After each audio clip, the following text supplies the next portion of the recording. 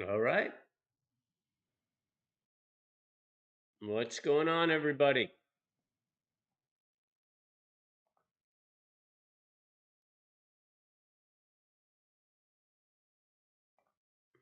Looks like we got it all happening.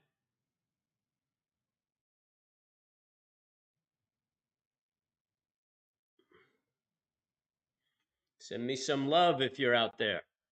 Oh, I got a like already. It's got to be Mr. Williams.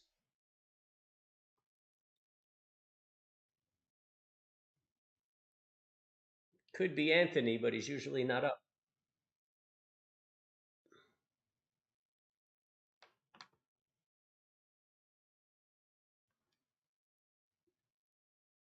Hey, good morning. I knew it was you, sir.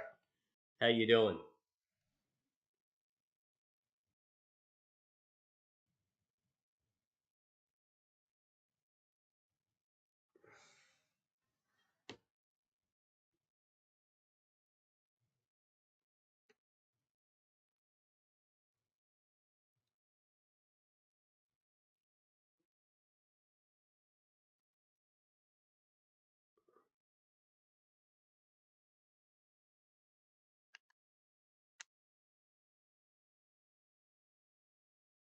No, all right. Looks like everything's going well over here. So, I mean, I'm sure you heard the morning market meeting. So there's not a whole lot to talk about. Um, Great to see you live. Wish I could hang out maybe in later in the AM. Hey Ben, how you doing? Thanks for stopping in at least. Good to see you. No, Miss Davis. Good morning. Nice bit of sunshine you got there. Um, I'm doing well, thanks, Tommy. I'm actually up in the mountains. Damn Putin.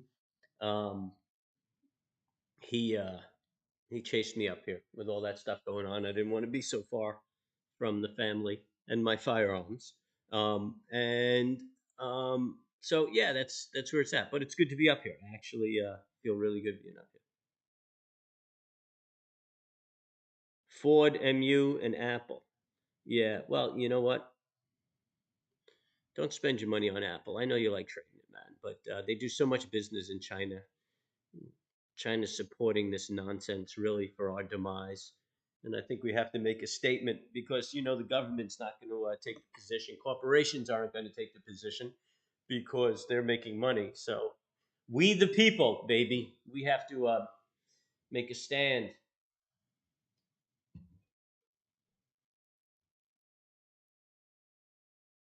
I think I could shut my lights. It's bright enough.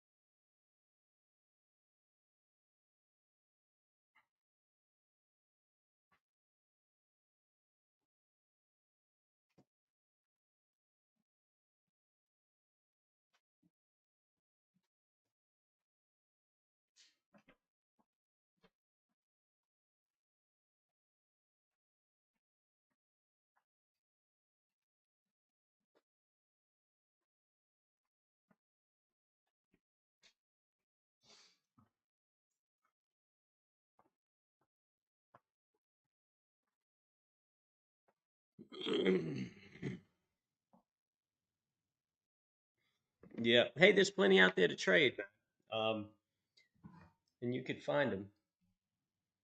What we have here.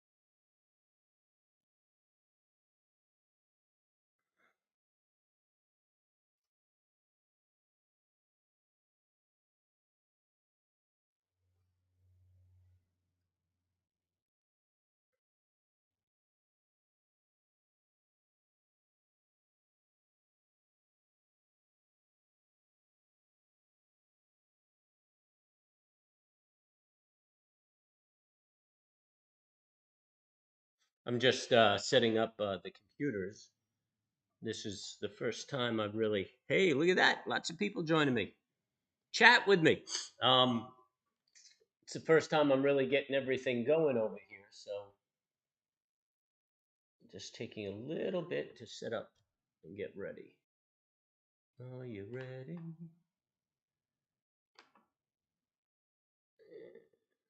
Looking at 5 minutes for everybody.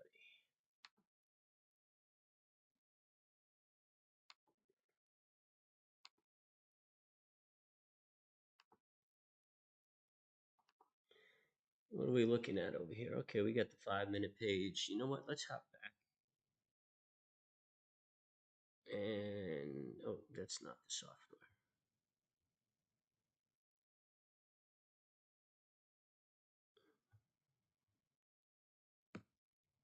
You know what? If I go between pages, then I have to readjust them. So I'm not going to do that. I'm getting a bunch of likes, people coming and going, watching the stream. I hope everybody enjoys it, stays with me. We get some folks, some conversation, plenty to talk about in the world.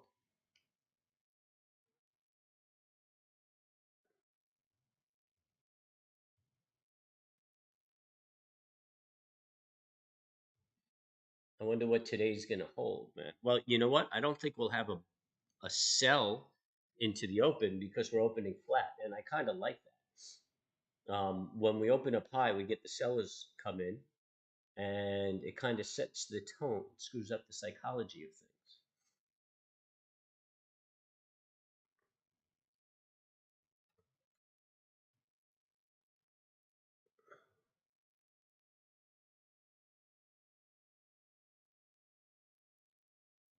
Mm, I'm still just setting up my charts properly. Oh, and the distance is off, so I got to bounce between taking my glasses off, putting my glasses on. Aging sucks.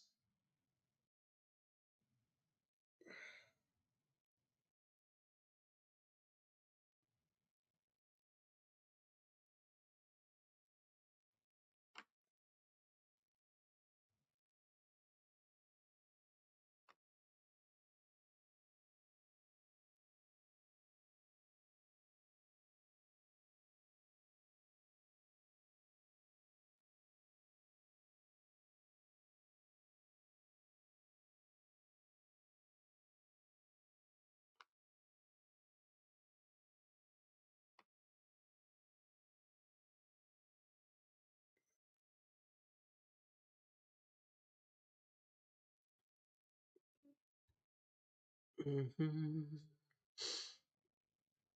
Yeah, good point. Yeah, man. I think everybody has to be a little conscientious about China buying their wares and spending our money on them. I mean, these guys. I mean, That's pure evil. They're pure evil. They're using Putin right now for this, setting the stage, gauging how we're responding, looking at how the world's responding, figuring out their program. They oppose, so they say, they oppose um, um, violating the sovereignty of countries and interfering within the state, and yet they, they don't take a stance on this, and they're actually supporting this cat. And I understand what they're doing. I mean, they're getting this guy under their web, and he's going to have nowhere else to go but China, and that's pretty powerful. I mean, that gives China a command of an army. So I understand their game, but their end game is to mess with the free world. Or maybe they'll stay within their boundaries, but it's going to be a shame to lose Taiwan. I mean, that's a really nice culture. That's the original Chinese government, the original Chinese culture. That's what China was before what they call the Cultural Revolution, which was really just the ransacking of China by the military, and then the installation of communism. But it was a beautiful culture. It still is a beautiful culture. You just only have it in Taiwan. You don't, it's not what mainland China is about. And they went and they killed a whole bunch of ethnic groups. The Dalai Lama got out by the skin of his teeth. They killed all those the Buddhists in Nepal, I think it was. I mean, I'm sure you guys know your history. And if I could be frank, they're really just scumbags over there. I mean, they basically, yeah, their concept is buyer beware. And if they could screw you out of a buck, well, that's fine. And their theory is, yeah, you should have known better, which I believe that, but I don't think the law ought to be tailored in that fashion, or the government ought to say do that. I believe in personal responsibility, but I don't believe in screwing people as a way of life or an expectation or even a badge of honor. It's something that should be frowned upon.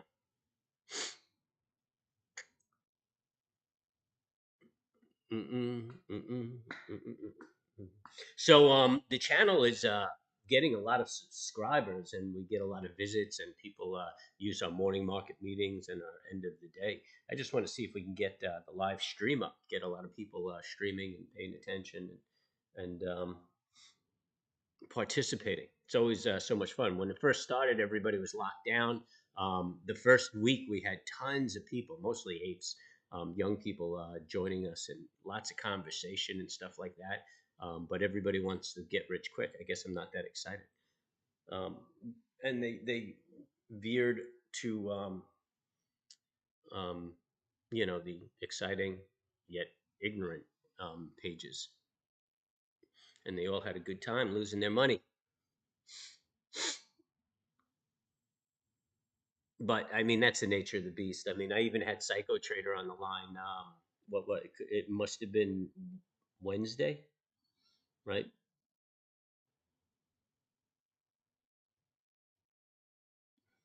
I don't even remember when I traveled. I think I traveled Sunday.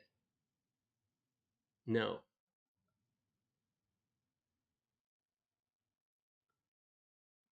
I traveled Monday.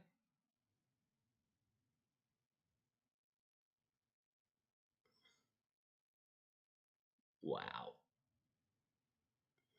No, maybe I traveled Sunday. So I probably had him on the phone Friday, and I mean, he was literally in tears because he was about to get blown up. And I don't get, not metaphorically. I mean, I had the guy crying on the line, which I can understand. He's got a family, and but I keep telling him, stop putting all your money on the line. The guy doesn't listen. He doesn't listen, and he gets so derogatory and nasty. He's like, "You're supposed to coach me." I'm like, dude, this is not coaching you. This is saving you from your mistakes. I tell you what I do, how I do it, and you do it entirely different. And I tell you, I wouldn't do that. Don't take that trade. He takes the trade. So, I mean, what could you do, man? What could you do? But you have to. So, I think my point was you have to blow up. You have to blow up. portfolios from time to time. And I mean, literally, he's on the phone crying. So I'm hoping that that set in and he understands. You know, I mean, I know. Okay, you want to make you know 15, 20 grand a week. You know, I could respect that, but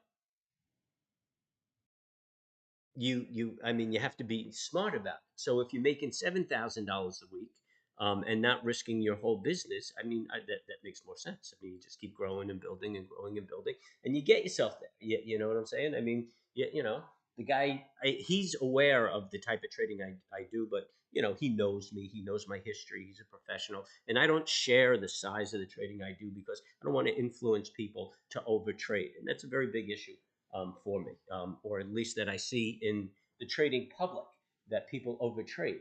So, so that's why I don't share with you guys, and I just tell you how I do it, which is in my units of three. And yeah, you know, so you don't know the size of what each of my units are, and you don't know what I'm making each day because it's going to cloud people's judgment. Um, but he knows. So I think that might be what it is. I think he gets greedy by understanding what I'm making a day, and he's trying to do that. Although you know he when he worked for me, he was a top producing broker. So I mean, he's accustomed to the extravagant life. And he may be just trying to maintain that lifestyle where he just needs to take a step back, do a little soul searching, you know, and change what he's doing because I mean he was a broker, you know, and entirely different animal, a broker to a trader.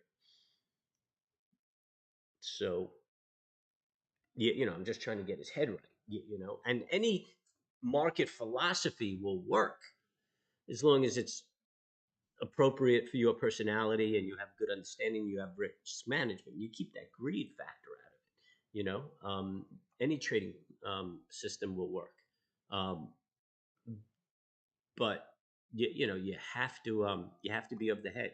You can't be gambling. You really can't expect to make a living. Or I think that your income should take one third of your investment trading capability. So if you expect to make $3,000 a week, um, or your expense should be one third of your trading capability. So if you expect to make $3,000 a week, your overhead better be like $1,000 a week.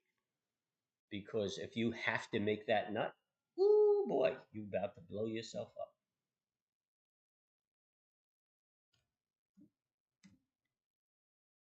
And I think that's what the guy's going through. So anyway, I'm working through this because I want to be a better uh, coach or mentor, and really because I think the next chapter in my life I'm going to be you know that's going to be a part of it. You know, building um, young brokers. Oh, here we go. Or young traders and building a nice trading desk. It's I'm just getting a little bit greedy, or maybe it's bored or hungry. I don't know, and I want to you know do something a little more corporate. Although I'm enjoying my solitude, but I figured I would build something and then split again and just leave it to whomever built it with me.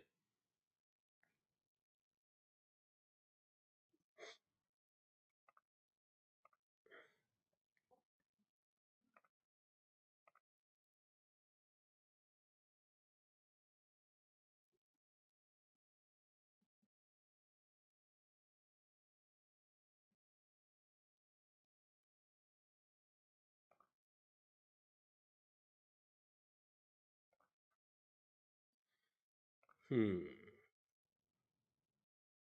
All right, I'm going to take a minute, so I might be quiet a little bit just to set things up.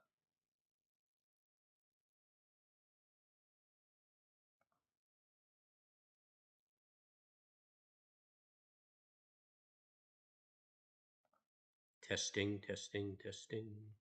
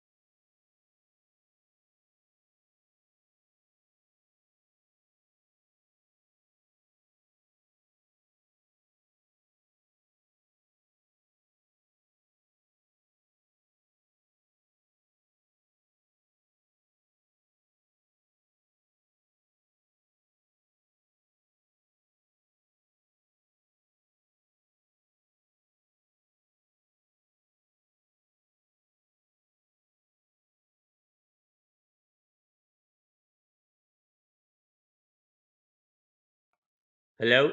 Testing, testing. Okay, now you can hear me. All right, very good.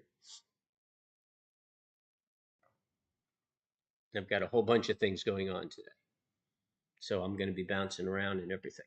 But if there's any securities you guys want me to look at, I think we got some time. We got about a half hour. I can take a look at stuff for you, and I would be happy to do that. Just downright happy, elated. I wonder if we're going to get some of our old friends back. Remember that young kid who became a lifeguard? I wonder what happened to him.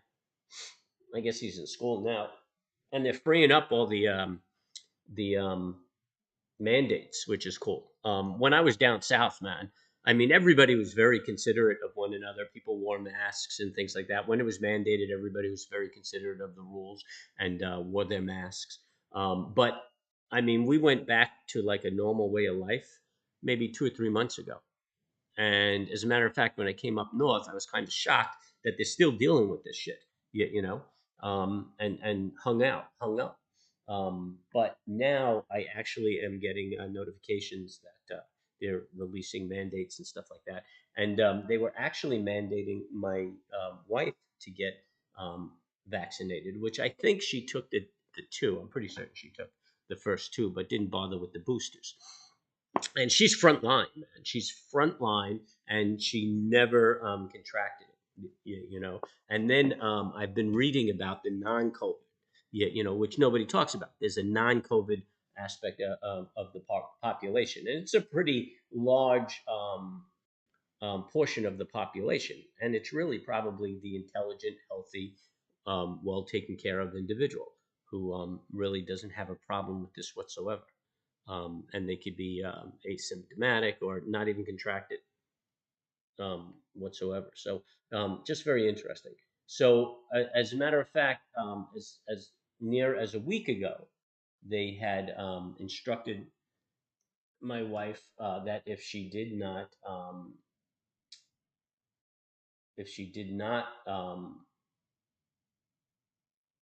um, comply with the mandate, she would have to close the clinic, which was funny. Which she put my ass to work because I just have a knack for the law. And then by the time I've gotten all my work done to set up defense or try to, to stay that mandate, um, they actually postponed it, so she didn't have to do that. So it seems like they're getting a sense of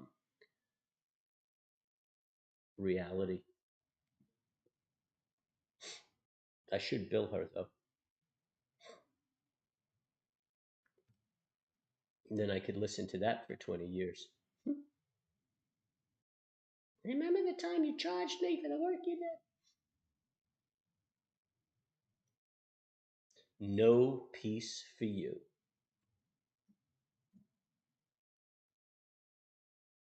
I got a relative about 3 years younger than me, and good looking dude. He's got this young honey. She wanted to have a kid. He had a kid. I'm like, dude, you got to be fine. Um, at this age, you're going to get it going, the whole nine yards. And, the thing about women, they have a kid, they forget the man. I mean, I think I was like third in line. It was like the baby, the dog, and then me after she had a kid.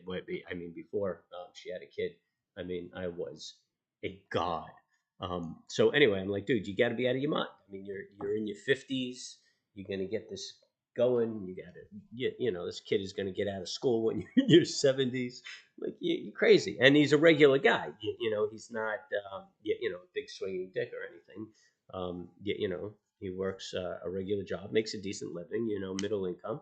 Um, but I mean, he just damned himself to work for the rest of his life. But he did it, and the kid's 2 years old. And I mean, you always love a kid. I mean, I'm sure there are people out there, but you don't resent it or anything.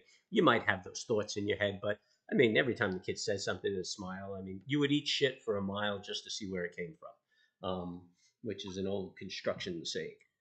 So um, that's the case. But you know what? The relationship fell apart. She's all about the kid, and he could respect that. But he's like, I'm lonely. I'm like, of course you're lonely. You got a kid. You're supposed to be lonely. That's why God made work to keep us busy. Um, anyway, that's what he's going through. When's this market up?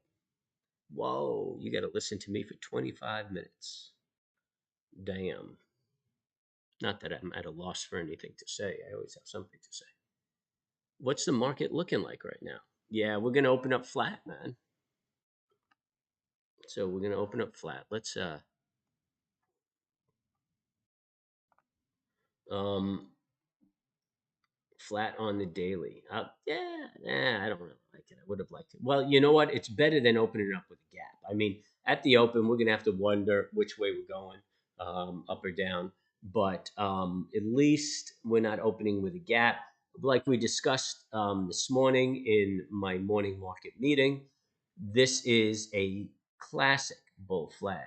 So we trigger on the break of yesterday's high. Our stop will go below yesterday's low, and our test, if it's a good flag, would be the high of 43.8880.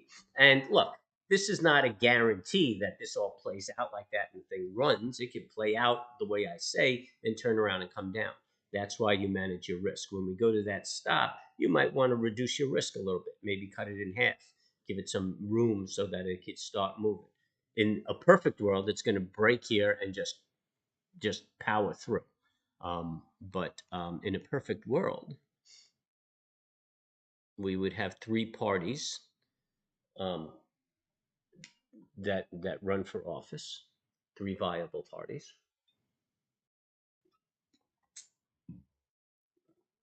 and we wouldn't have the government up our ass in everything we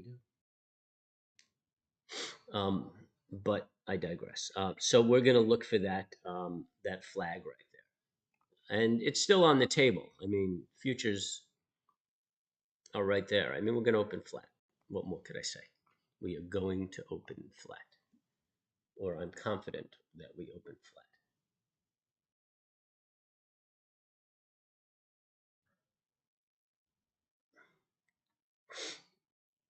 I'm using an old computer for the other software that I trade on, which it's kind of slow. I'm using the better computer with this and the streaming because I think we're getting a really good quality of streaming.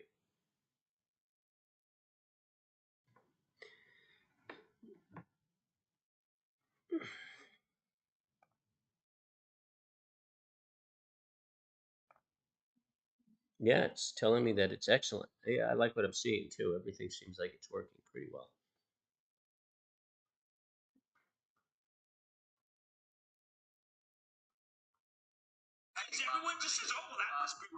Nope. What's going on here? Hiya, guys.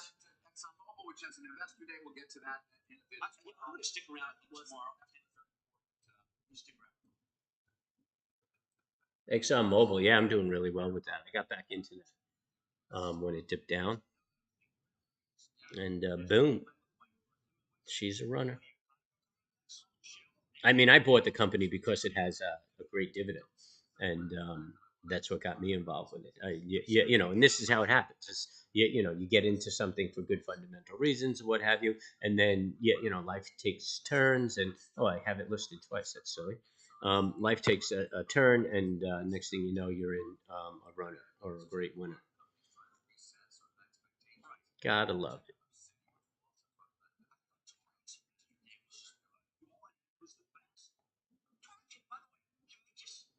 Yeah, I got around 59 and 60. Q beans, Q beans. If you want to trade the oil, the XLE is a good trade on the oil.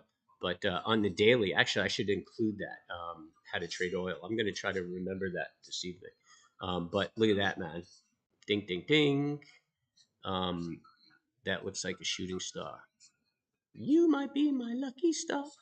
Any Madonna fans out here?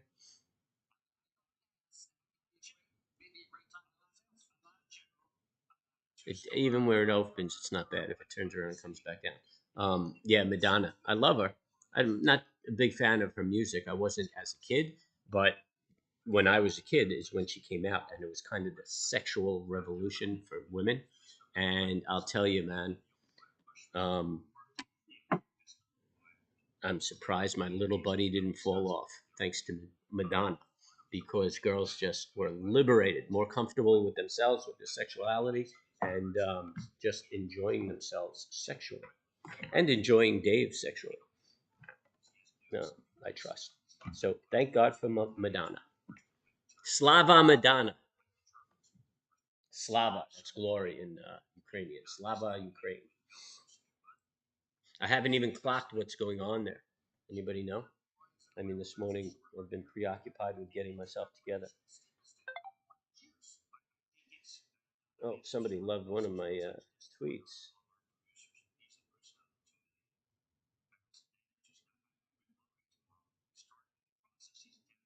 Oh, EB. What's up, EB? I hope you're listening.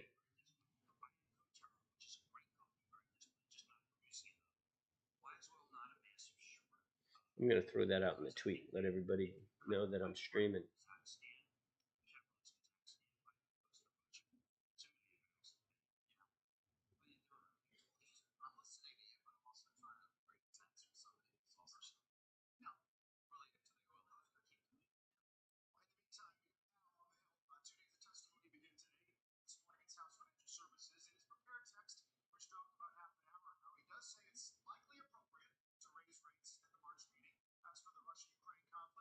Oh, I didn't even know Powell was. Oh, man, I'm so distracted. I'm off my game, man.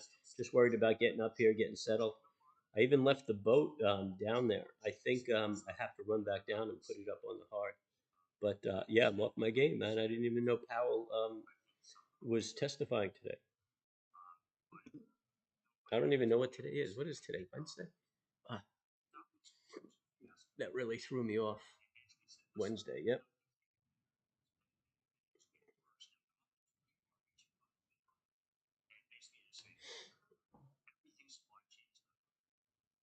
No, yeah, I'm way behind.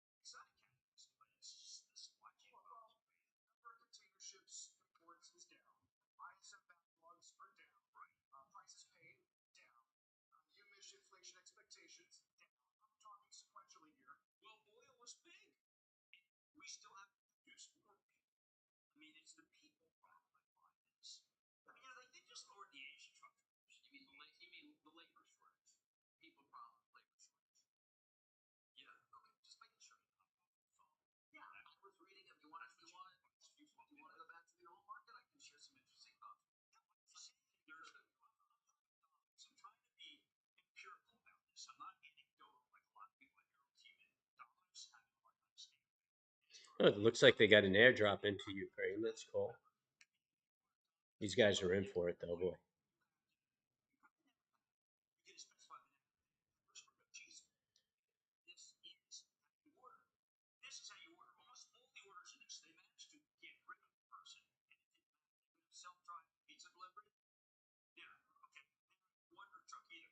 Oh my God, he arrested children.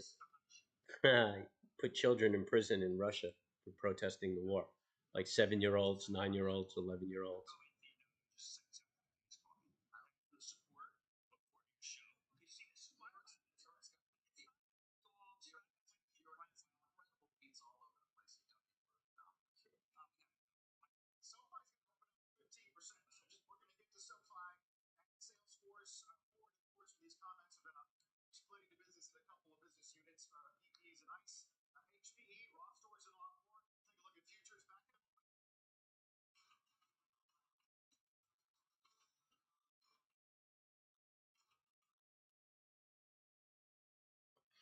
Oh, I don't understand what this guy's writing. The nature of the events is changing. Russian occupation forces are trying to keep the combat capacities of their units somehow.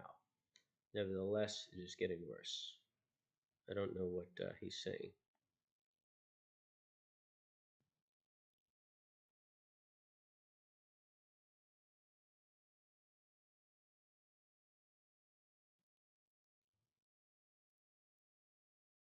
Yeah, they're taking a pounding now, man.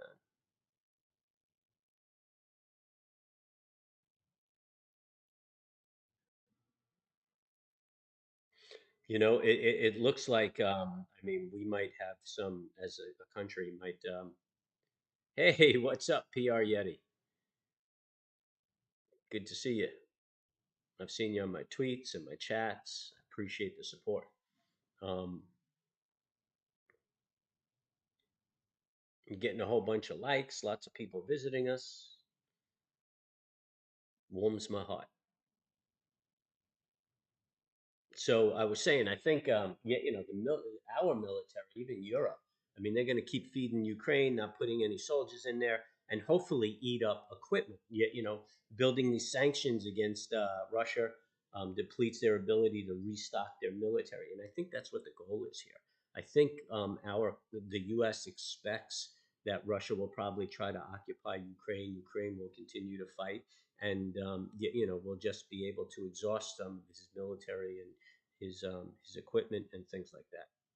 I mean, the guy could break his army on this, and with our sanctions, um, that would help. Although he'll get supplies from China, but if China starts that, I, hopefully the world will wake up and buy American, buy European, buy South and Central American, and stop buying Chinese products or manufacture in the Philippines. And you want cheap labor? Go to Laos. That's the poorest country in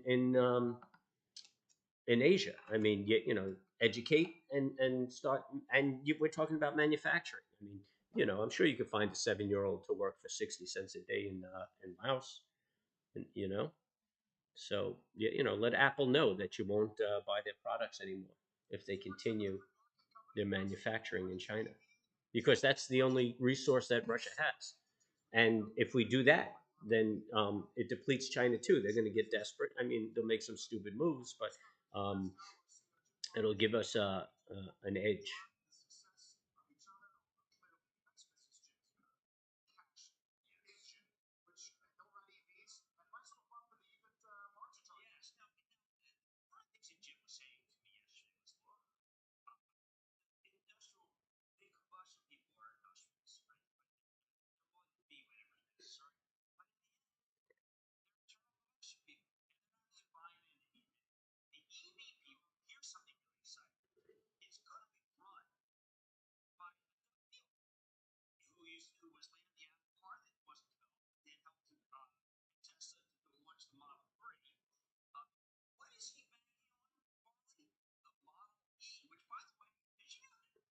So they say, they're saying Putin's guilty of war crimes, and I mean, what does he care? I mean, the invasion was a war crime, right? Um, so I don't think he has much regard for their authority. Transparent solar panels.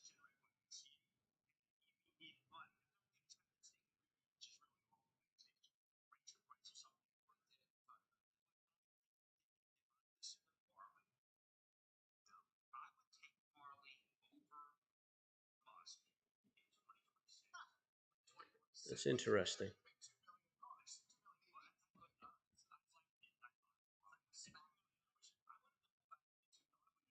Yeah, I'm live, Ant. Good morning. Yeah, maybe we'll get a few trades off today. See if we can make some money. I'm a little bit off my game, a little distracted, a lot going on around me. But I'm going to try to get focused and see if I can't get a few good trades off and talk our way through it.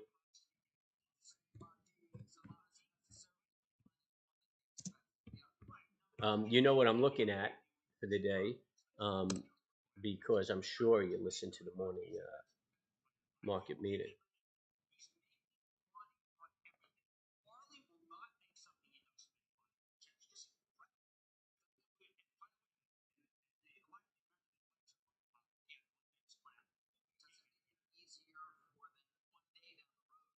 That's what we want to look at.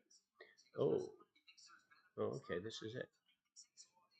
GSTX.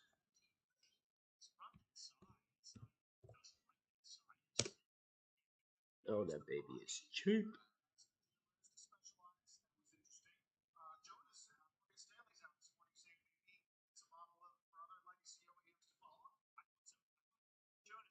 Before the market opens. Well, you got 9 minutes. Run, son, run.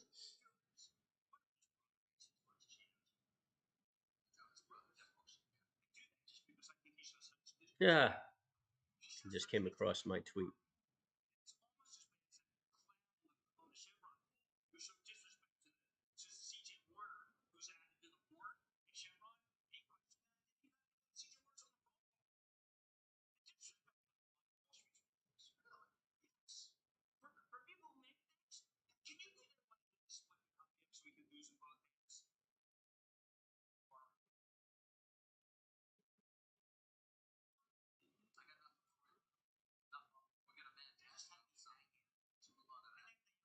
Oh, there's an uprising in Port-au-Prince.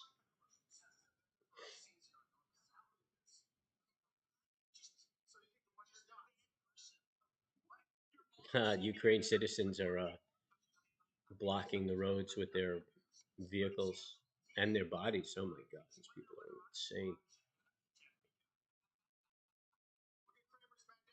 To help slow down the invading troops.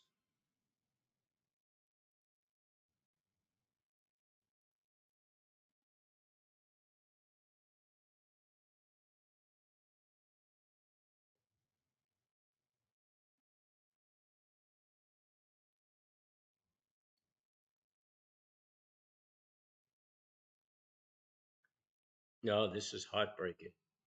There was they have a video of a young Russian soldier, and he was starving, and they're feeding him, and you could see he's like gorging himself, and they gave him a phone to call his mother. The kid looks like he's like 17, and he's crying on the phone with his mother.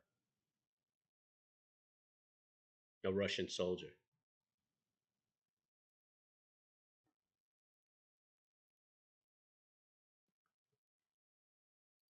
and he's trying to tell the people around him it's not his war, it's Putin's. Hmm. I mean, I wonder if it's propaganda. I'd like to believe it's reality.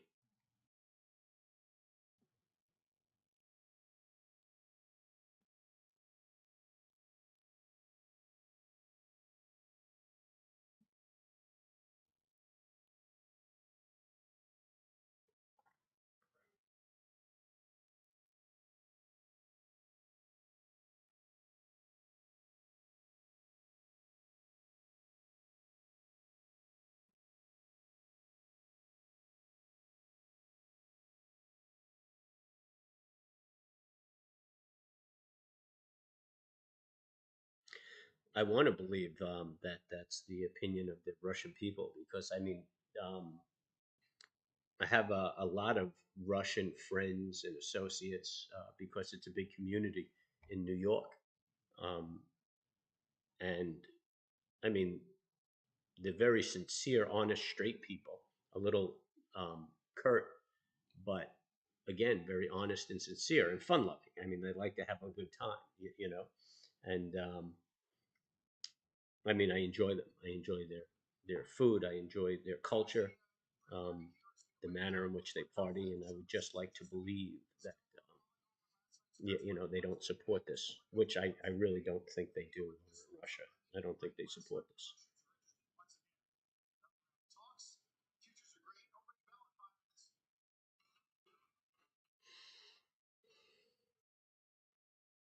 Oops.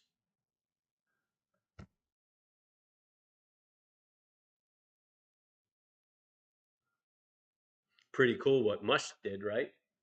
I mean, they called out. They're like, "Yo, get those satellites over here. We need help." I mean, in less than an hour, he had service deployed over in Ukraine. You know, Starlink.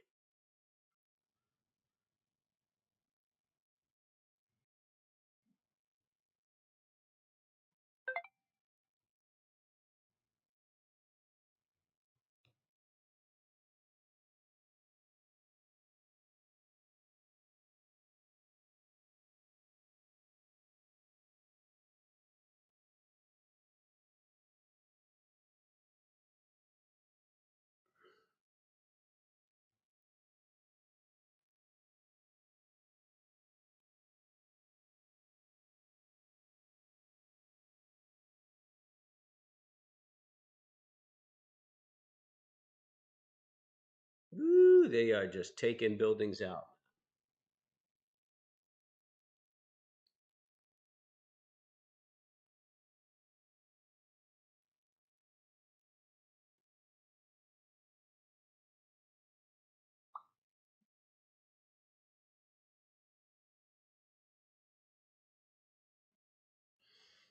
Say no to China.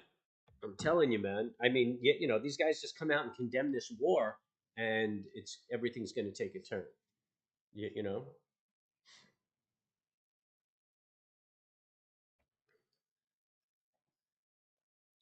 say no to China. Say no to Apple. Say no to all the manufacturers. And I know I'm picking on Apple, but I mean that's the most high profile company. I mean Tesla too. I mean they're trying to do business in China. I want to hear this guy um, say that he's backing away from China. I mean we're going to go through some hardship anyway. And I mean if everybody's going to war, then hardship is um, on the menu. So you might as well get ahead of it. Take a little beating on your electric car.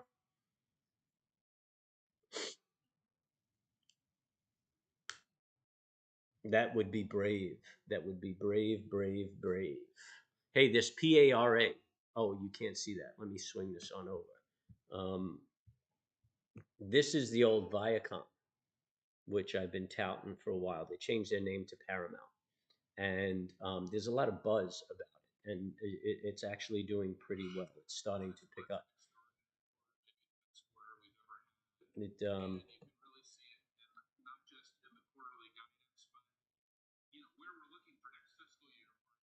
lowering that news. It's closing up a gap right now where it just dropped down.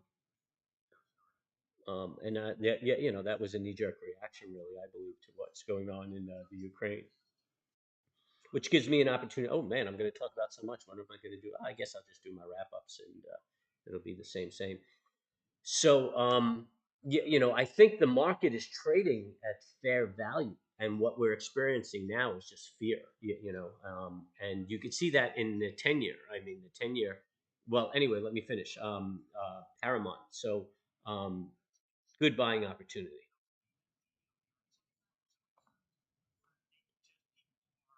I mean, technically, there's nothing, and I guess we could watch it for a break here. But again, it's not. The technical is just to keep our mouths watering and understand when it should start running. But this is an accumulating position, or a position you should be accumulating, or I'm accumulating. So whenever it gets like silly cheap, I pick up a little bit more for the long haul. Think. I was saying, if you look at the 10-year, the reason interest rates are dropping is because everybody's jumping into bonds. And when I say everybody, I don't mean market traders are moving their money into bonds. I'm saying people around the world are moving into bonds because now the U.S. is the only place to be. I mean, Europe is going to have a really hard time, probably sink into recession because of um, these sanctions and what's going on. Our economy, I mean, fuel is it's party time. Our economy, fuel is going to be an issue, but it's not going to get beat up like Europe is going to get beat up. So, and then obviously, everybody's getting out of Russia, although they froze the markets there, and it's hard to liquidate. And I think that people are getting a little nervous over China. Looking at that Taiwan risk. So here we go, man. We're open, and I'm not making any moves. Actually, over here, I'm going to drop down to a 30-second chart, and I don't know if I'm finding. I'm okay. There's a retrace. Um, yeah, I'm going to take that break of the high. Come on, come on. Oh, okay, I'm squeezing my stop.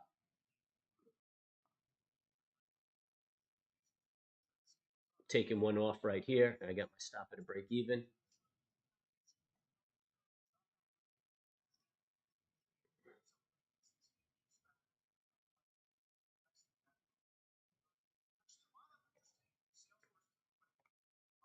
Picked up 100 a contract on the first move,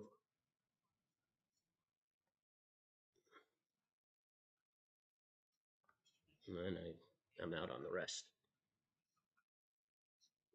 I'm watching the break of the low, see if we break that. It might be choppy. I mean, we got the Fed out there and everything. It might just be choppy.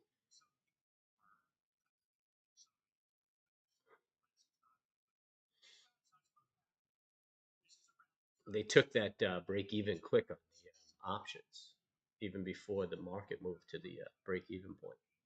I thought I was going to get stymied on that.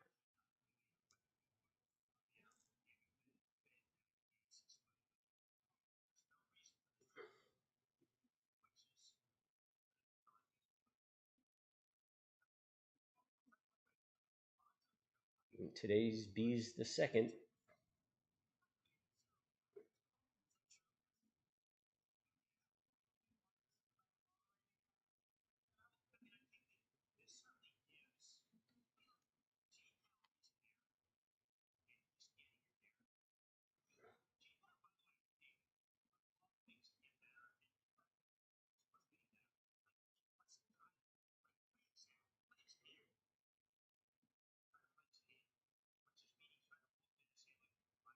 I'm not taking that little flag on the 32nd.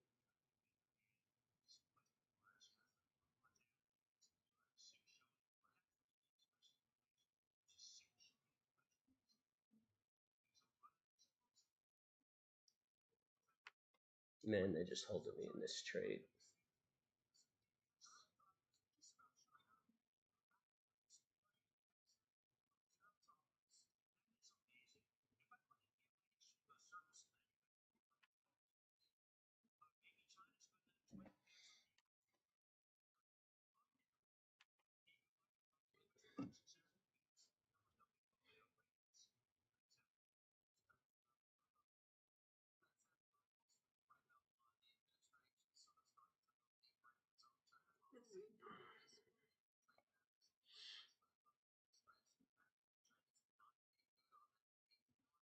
Yeah, I'm waiting for the break of that low. I mean, you can see the 5 minute chart right here, that little red right there. It's telling me that it's oversold.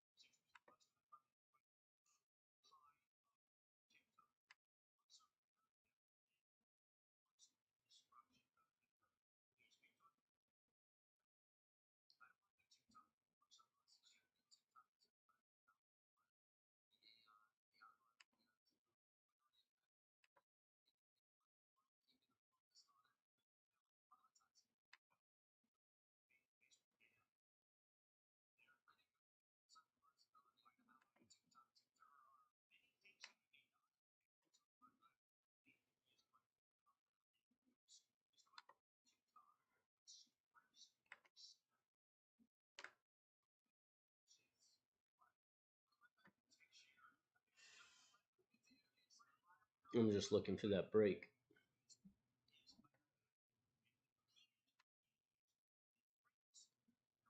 Just watching the markets.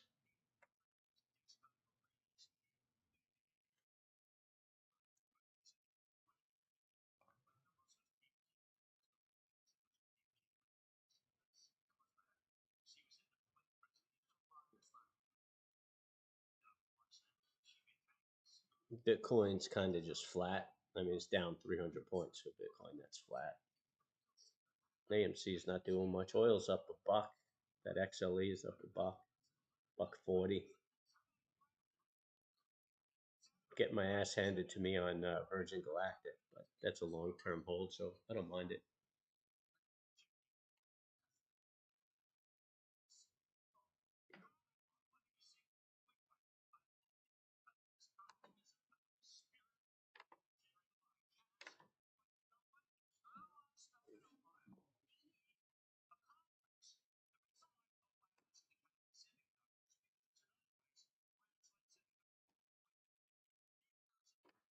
Ohio. They're going to build semiconductor plants in Ohio.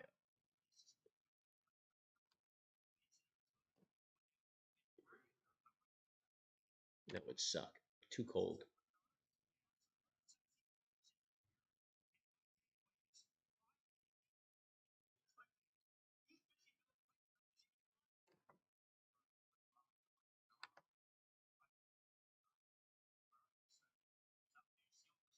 There it is. There it is.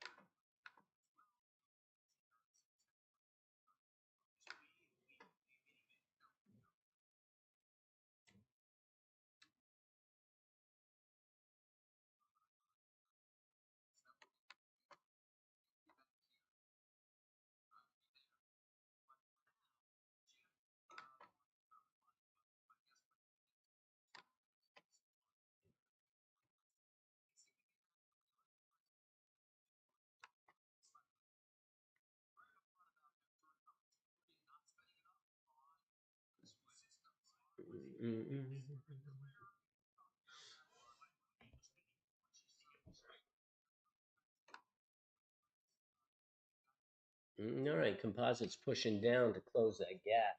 Looks like it's trying to close that gap. That's what's going to drag the market down. The Russell is looking pretty strong to the upside, which is encouraging.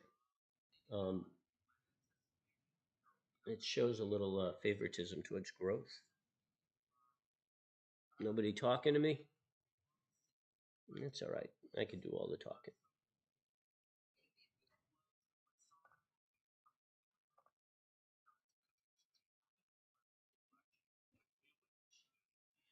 When I'm calling you.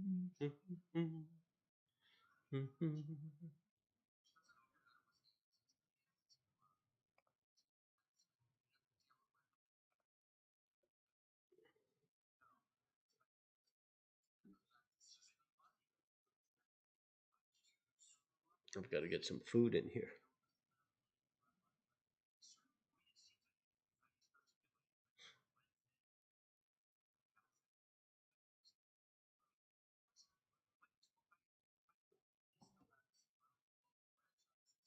In at 9 minutes. Got paid 100 a contract.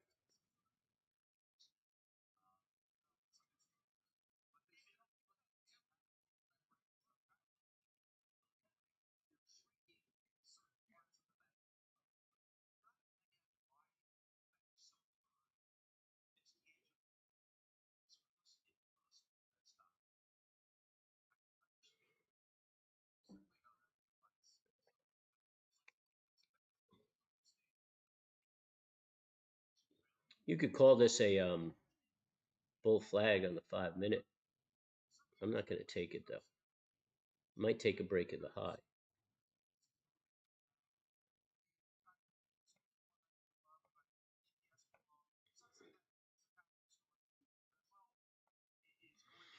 Come on, come on.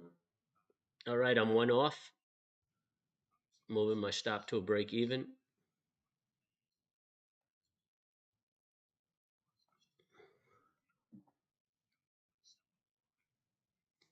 Keep it going, baby. Keep it going. One off for 100. I'm being very conservative today because I'm expecting a little chop. And the 5 minute, we're still looking overbought.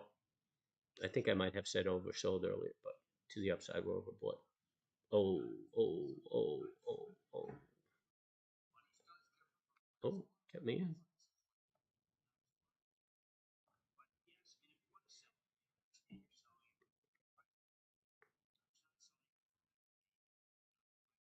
I'm taking another off right here for a buck and a half if I can get it. I got it.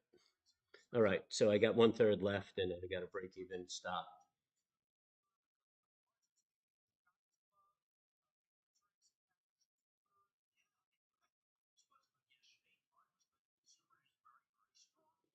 I think we're going to end up filling that gap today.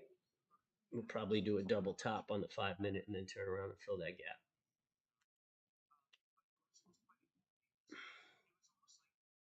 But I've got one third on in the event that this baby decides to take a walk.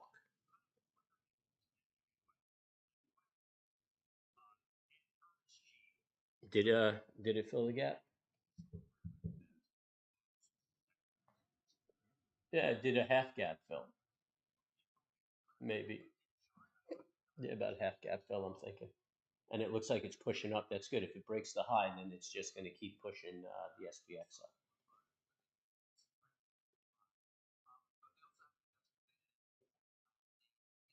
Russell is up. Everything's positive, man. This is a good day to be long, provided it doesn't all fall apart. Dow's up.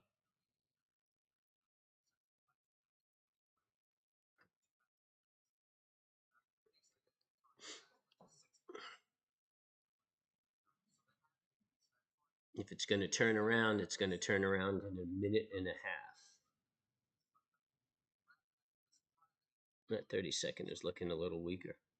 2 minutes still looks very bullish. And the 5 minute still looks very bullish. And we're climbing. We're climbing. See, I'm already sorry I took that second piece off, but such is life.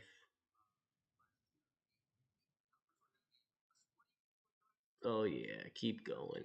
I'm going to even stick with this, man, because it looks like we might trigger that daily bull flag,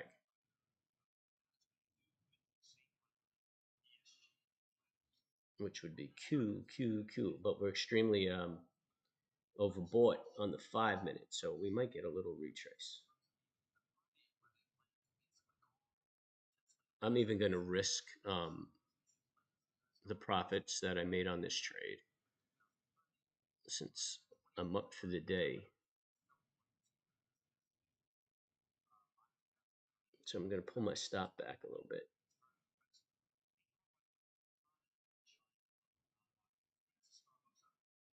And give this thing some room to move and see if I can't get myself into that trigger of the daily. Or am I being too optimistic?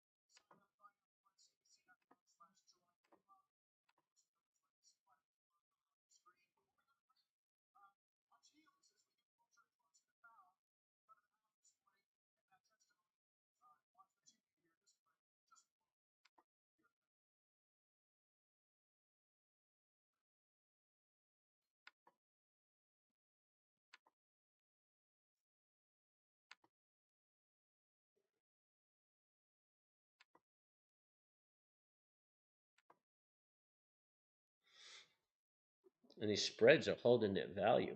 I mean, we saw this. What does that daily look like?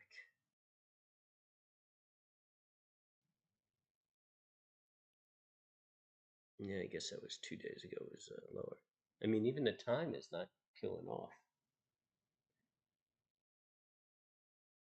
Criminal, man. It's criminal. I think I'm looking good.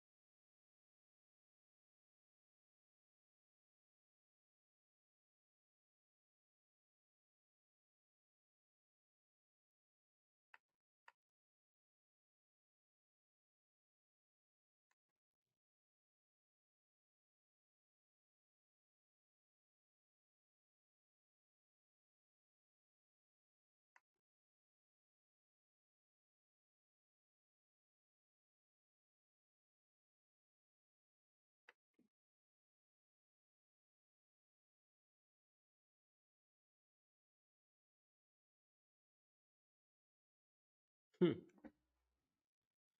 I hope I didn't pull the plug too quick on that.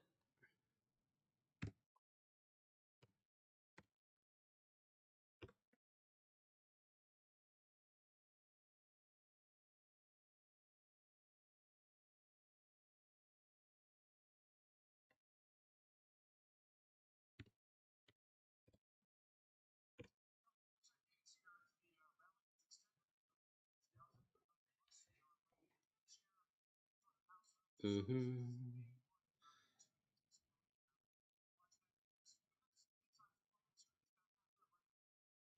Yeah, I might be in that flag. That would be dandy. That sucker's making a move. That's a good trade right there.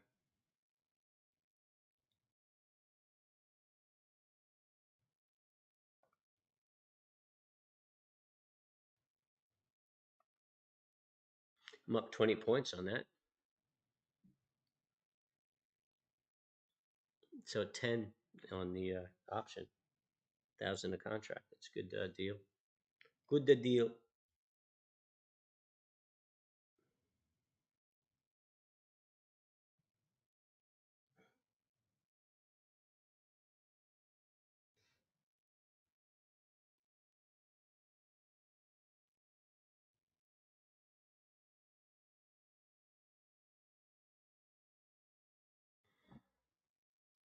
Mm-mm-mm-mm.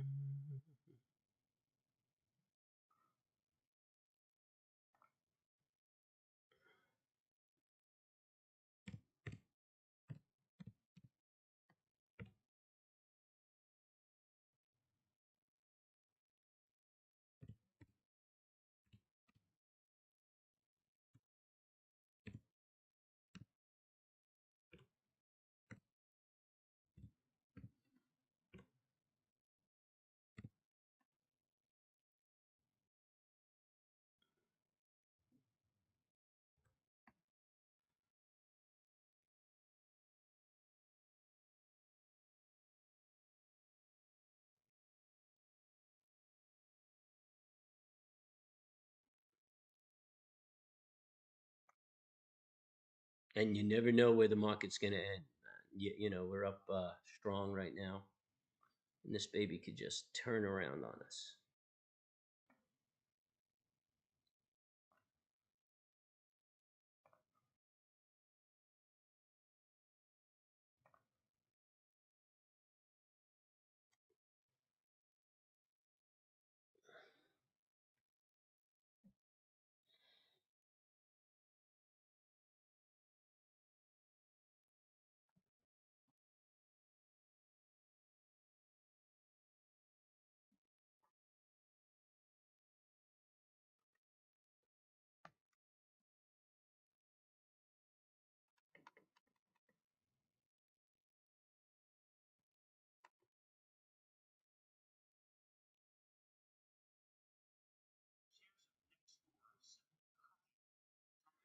What do I have there? I've got 4 there, huh?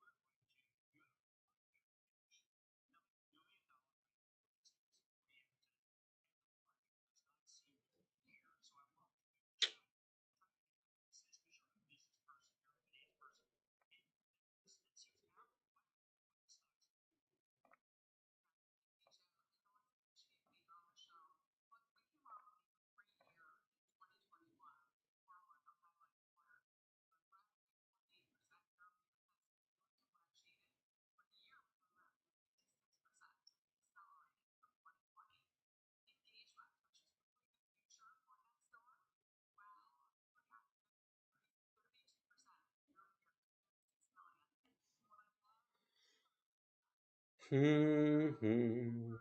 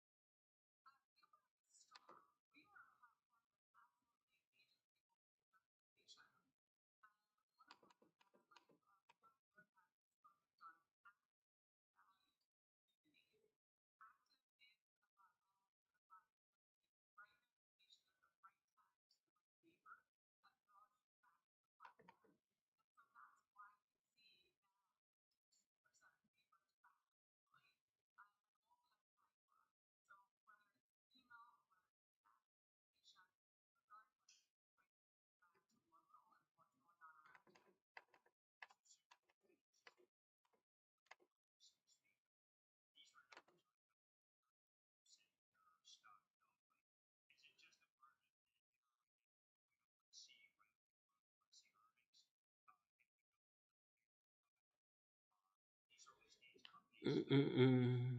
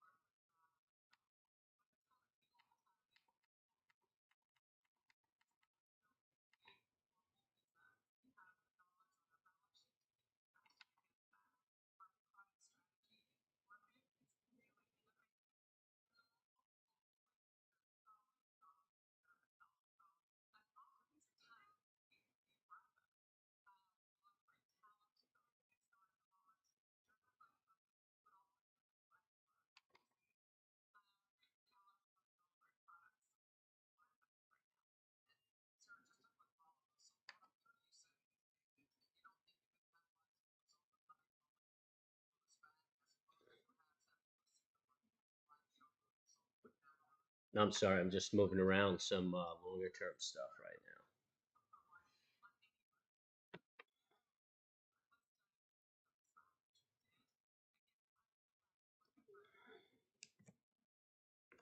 So that's why I'm quiet.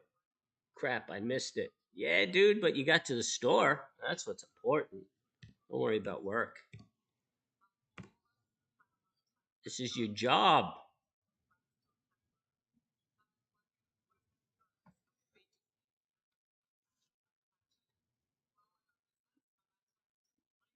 40 by 55s.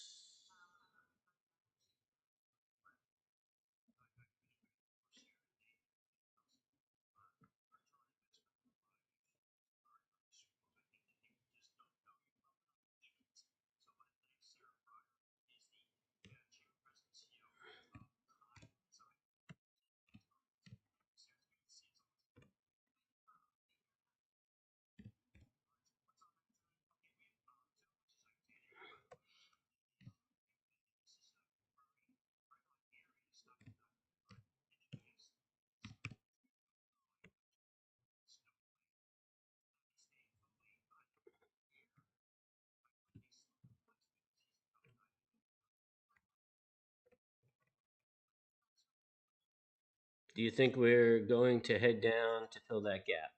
Yeah, I'm kind of feeling it. Yes, there's always another trade.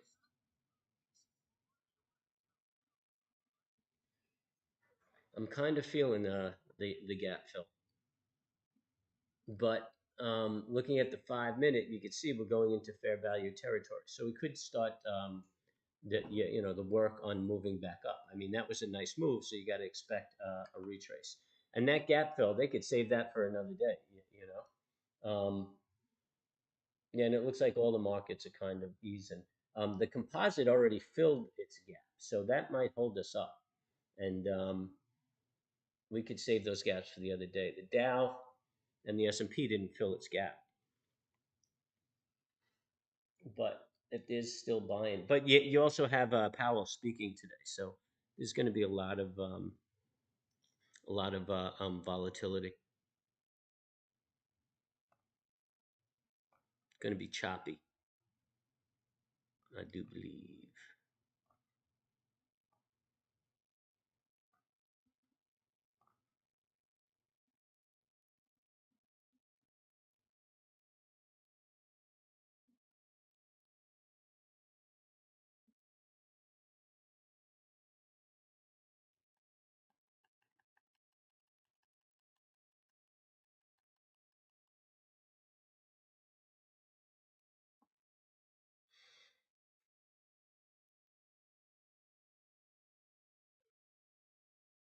Oh, I canceled those orders, didn't I?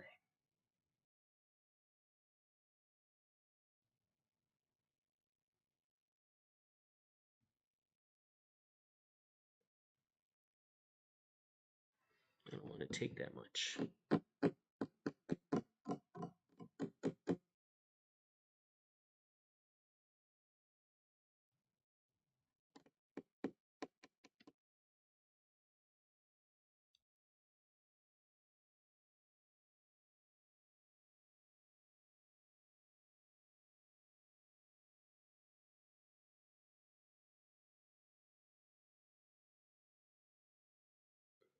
The 5 minute looks pretty good.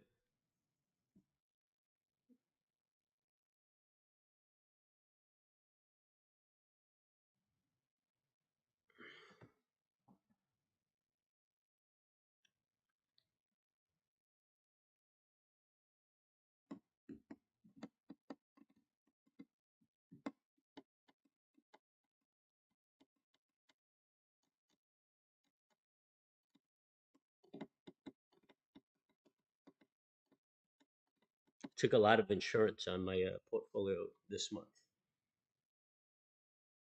Some of it paid off, some of it didn't,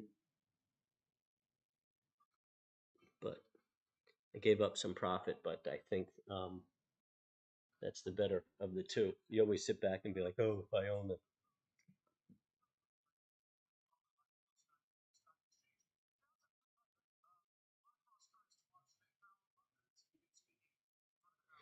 I'm getting good and hungry.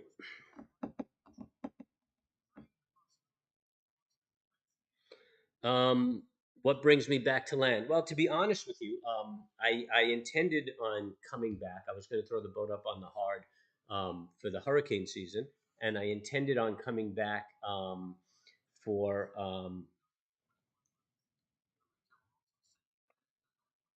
for the spring summer season. When Putin, raised the level on his nuclear watch, that just made me uncomfortable. I mean, things are escalating. A lot of saber rattling. So I just didn't have any means of getting back up here if something goes on. And yet, my children are here and my wife is here and my guns are here. So I just figured I would hedge my bets and, I locked up the boat. I'm going to shoot up. I shot up here. I'm going to go back down in a few weeks and just supervise putting the boat up on the hard. And then yeah, I'm going to spend the spring and summer here and then head back and go further south um, in October, November.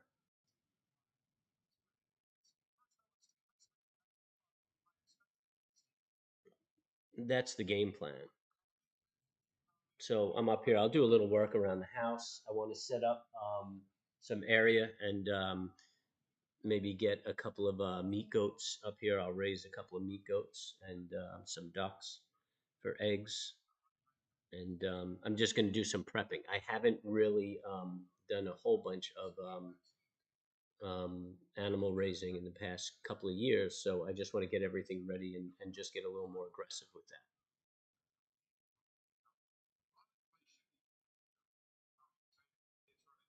Prep my garden, um, finish off my pond, just do some stuff.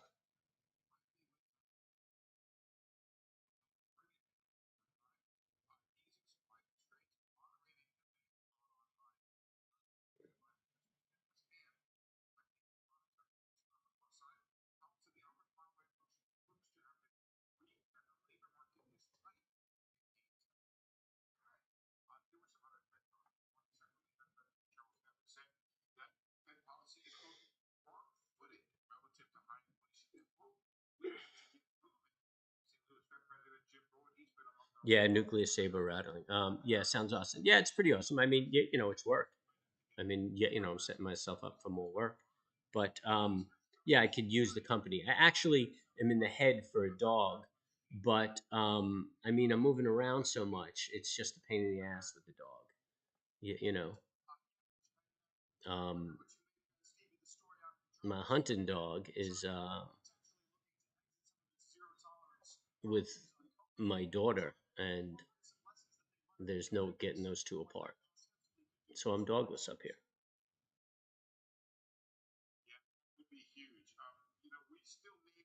Well, chickens is meat. And the dwarf goats. I mean, you could raise those bad boys in the backyard, and they're good meat goats.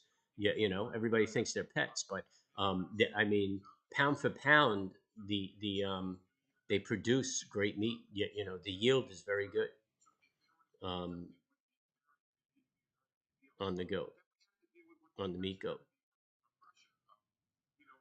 or the dwarf goats, the Nubian dwarf goats. You can get one of the two of those and raise them in your backyard. Like pets.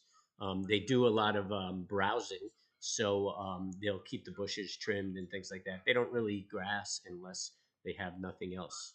They're more browsers, more like the deer meat. Um, but yeah, they'll be doing all your weeding and shit like that. Um,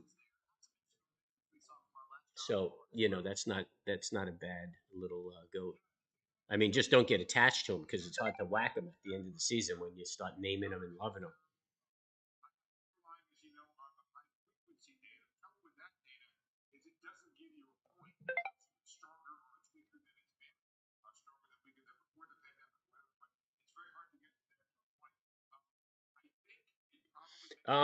If you eat venison, goat is fine.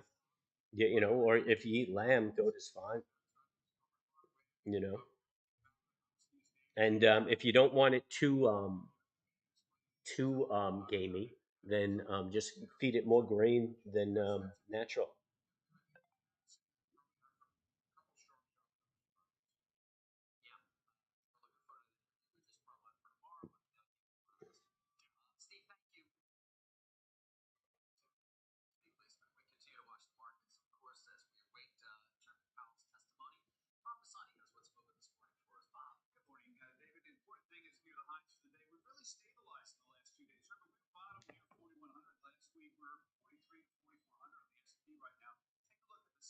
Keep topping out over here.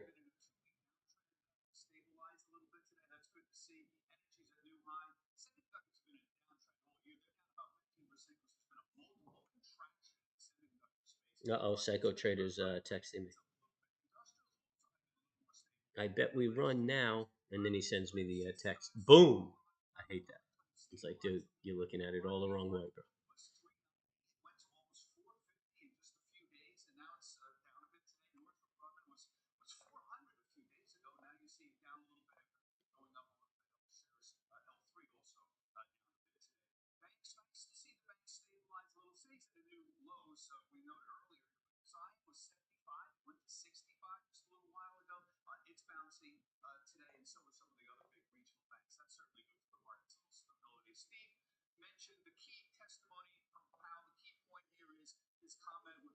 Doom, doom, doom, doom, doom, doom, doom.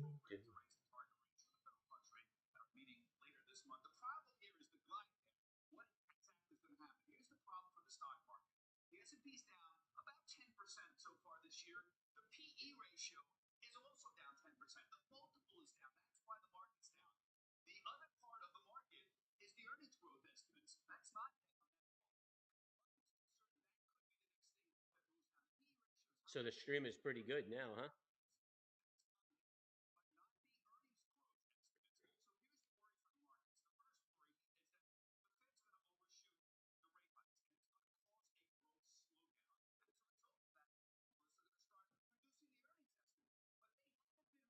Oh, look at that.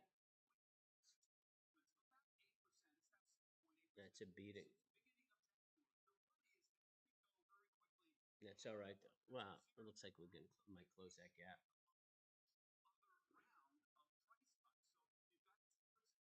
Yeah, I'm getting out.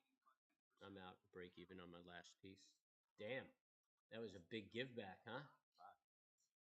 I wasn't paying attention. I gave back like $1,000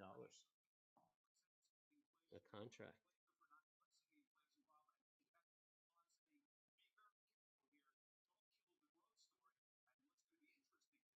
What happened to what? You this pullback? I don't know. You got Feds talking. It's probably going to be choppy today. You got to just make sure you keep those tight stops. I actually screwed up, Wyatt. I was up $1,000 a contract and just got out at a break even.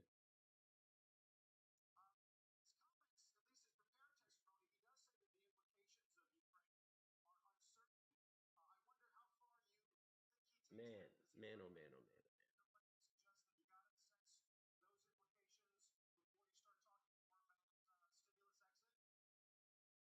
It was funny. Psycho Trader just text me. My voice went way low. Yeah, yeah. Actually, turn that down a little bit, but I could bring it up again. There you go. I just didn't want. I have CNBC in the background. I didn't want to broadcast that. I don't know if that's irritating or not. But there you go. You can hear me now. Hey, Fran. Can you hear me now? I bet you can.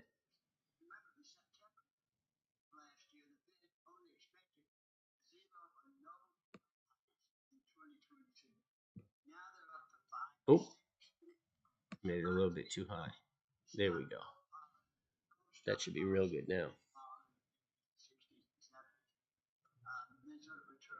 Hey, just while you're here, just make sure you subscribe and hit the bell and hit the like. It goes a long way. Those comments that you guys share with me too help a lot. We're nearing the low, and it looks like we might be building a little bit of support there. And we look like we're getting slightly oversold on the 5 minute, but the composite is kind of dragging us down a little bit.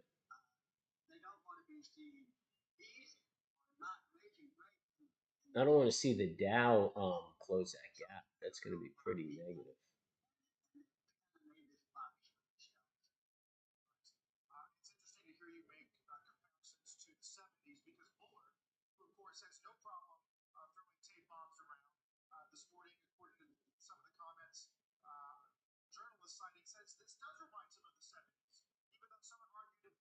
Yeah, the Fed chair is beginning the House hearings, and that's probably what pulled the market back. Just a knee jerk reaction. Could be an algorithm picked up a double negative or something, and boom.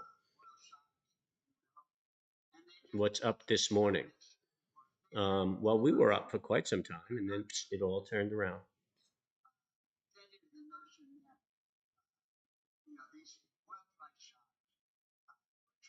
And you can still hear both. All right. Well, then you guys. I mean, I don't think anybody's gonna mind. Um, for I just trade the nearest expiration for the directional trades that I take. So I wouldn't trade I'm trading the fours.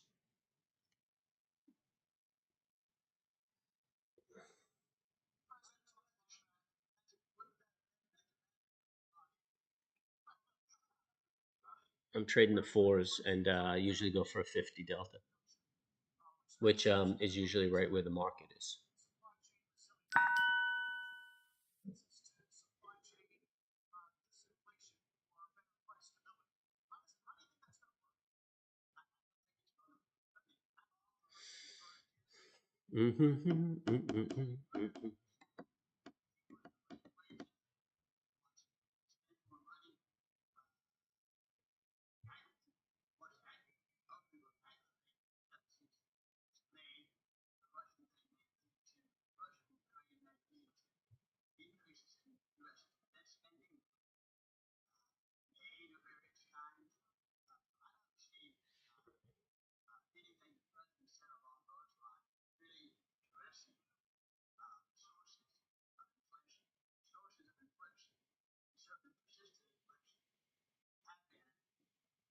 No, the nearest expiration on SPX is the fourth. It's an option on the S&P.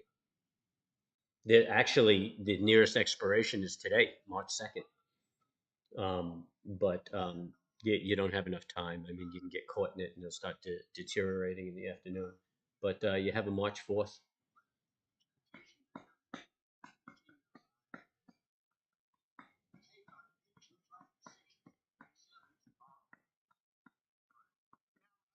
I think that's a weekly, the March 4th. Yeah, it's a weekly. So just make sure you have it might be in your preferences that you have to set it so that you can see the weeklies.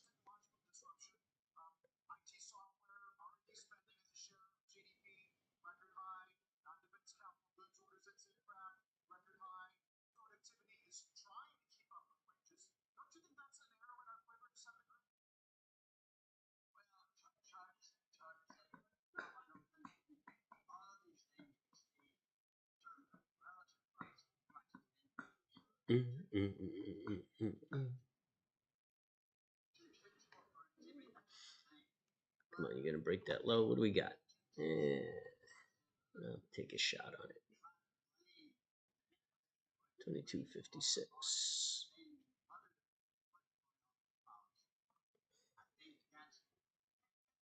I'm gonna take that flag right there if it triggers.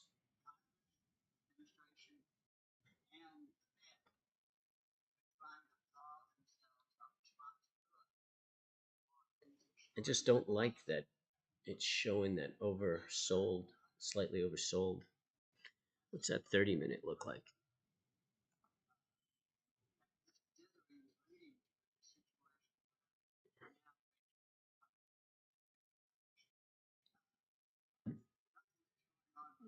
I don't think we're gonna break at this point. Oh, that 60-minute looks. Oh, what a drag, man. Yeah, people just sold into that run up.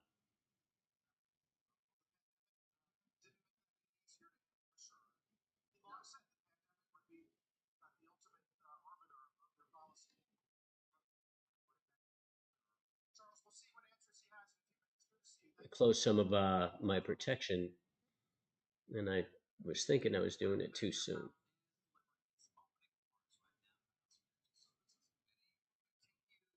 It's going to be a hard day to trade. Actually, I'm going to just step away from trading because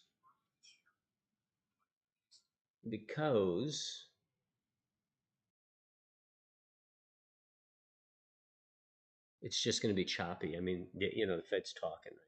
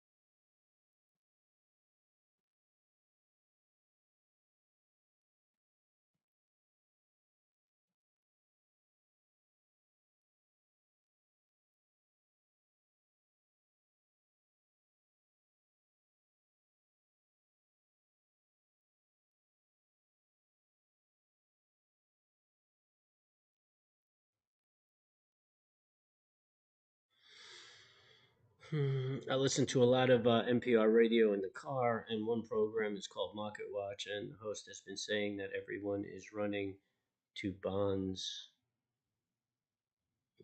Bonds really a safe place when the market gets erratic. Well, it's not. The people are running to bonds. I don't think that it's really money coming out of the stock market going into bonds. I think there's a lot of foreign money going into bonds. If you look at the 10-year, actually, if you look at the screen, I'm going to swing it over so we could talk about it. If you look at the 10-year right here, you'll see that it came off considerably. Here's the daily. Bink. Say so we were up close to 2%, and then we traded off, and this is because of the war, and it's a lot of foreign money, right? Because Europe's economy is going to get slammed from this, and obviously Russia's getting slammed, and people are getting worried about China too. So there's a flight to quality, and right now the U.S. is the only game in town. So people started buying bonds, and that's what forces the interest rate down, and that's what you see here. So yeah, it's a flight to quality, but our economy is strong also. So you're going to see that same influx of money go into our market. It's just that the bondholders, they're very conservative people, so they move quick and they move fast, and they get in there. But I think you're going to see a buy-in into the market soon because international market players want to play the market, and again, we're the only game in town. I think everything's just holding back until they raise the interest rates, which we know it's going to be a quarter. but they're going to want to see the minutes and hear his speech and everything. So things are kind of on hold until the 15th, and that's fine. Because I mean, you have this shit going on in the Ukraine too. So if everybody sits back and waits, you have clarity. I'm even being aggressive in closing some swing positions, and I'm doing it today. I had hoped to be out of another two, because fuck it, I'll make a little less money. Um, but I'd rather just sit on the sidelines and see what's what, and let everything kind of play out.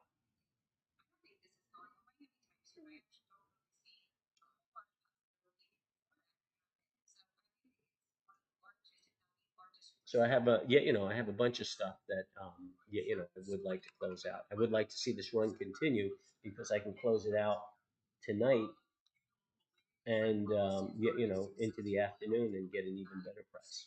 And a lot of the stuff expires on the fourth, but I'm just not comfortable sitting in it. So I'd rather take the money and run. Because I mean, who knows, man? Who knows what the city is going to do? I mean, even if he just elevates, I mean, I think there are four stages that he could raise his nuclear program. So if he even if he elevates another stage, then the market will react. Or if one of the Europeans decide to put their nuclear teams on alert, then the market's going to react. I just don't want to play that. I mean, we have plenty of time to the month. I made a lot of money for March already, so I'll just hopefully I can get out of this damn thing and just sit on the sidelines.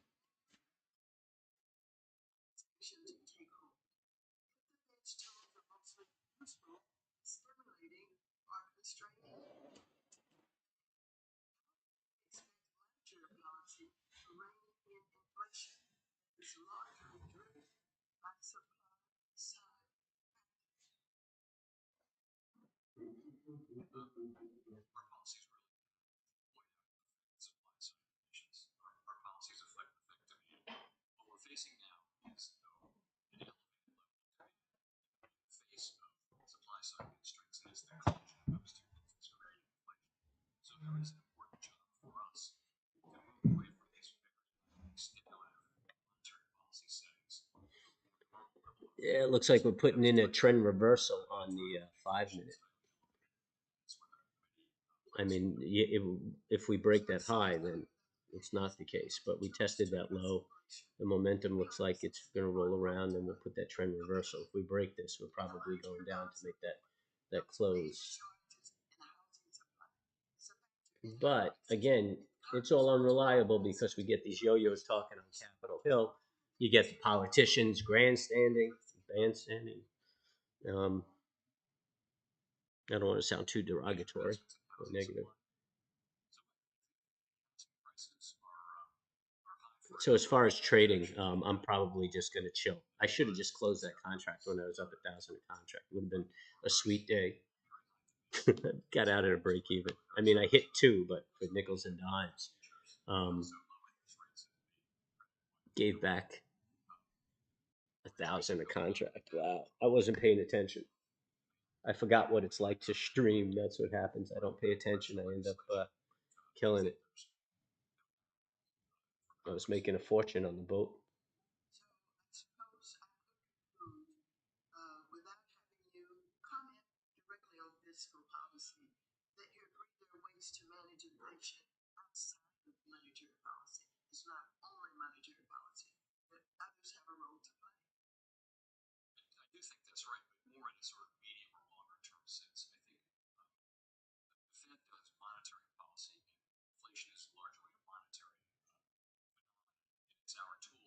Phenomenon. Do do do do do. Phenomenon.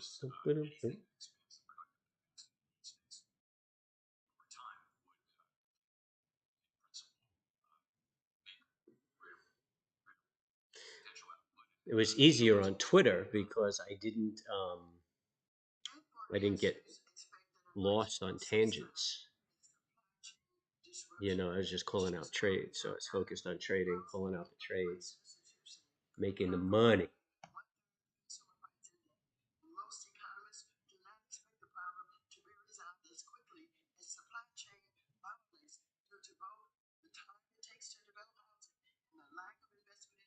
Ugh, I just hate listening to politicians. I should just put music on.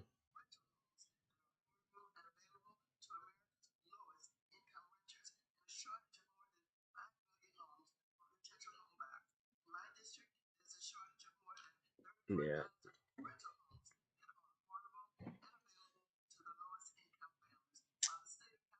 Yeah, that 30-minute bar, if you guys are looking at the charts, actually I'll swing it over. It's starting to look indecisive. I mean, you got 4 minutes, anything can happen. But yeah, that's starting to look indecisive, that bar. I mean, if it closes like that, it's really an indecisive bar, which just tells me we're going to be range bound. We're going to trade, the rest of the day within this range, or we'll be range bound for a while, and the trades will be the break of the low or the break of the high. That 60-minute looks kind of grave.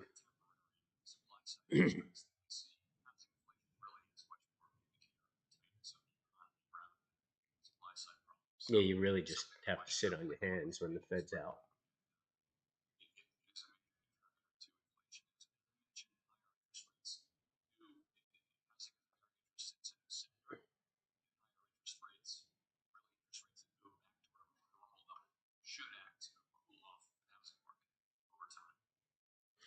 And that daily is an inside bar, so we're trading in yesterday's movement. It's just a hard trade.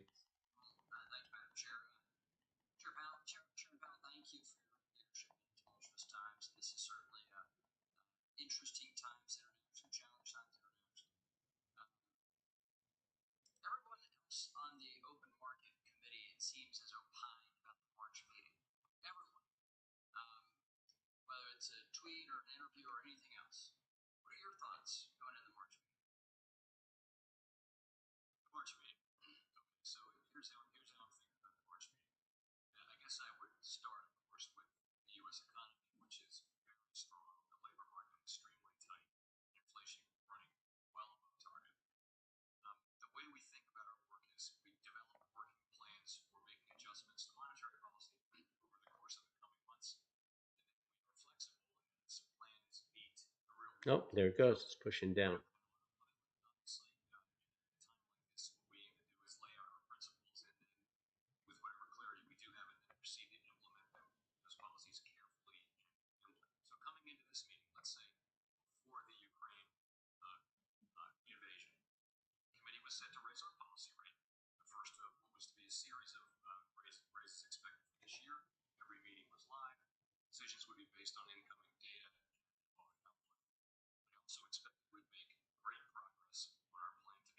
Hmm. Rejected off of that support again. Wow, pretty strong.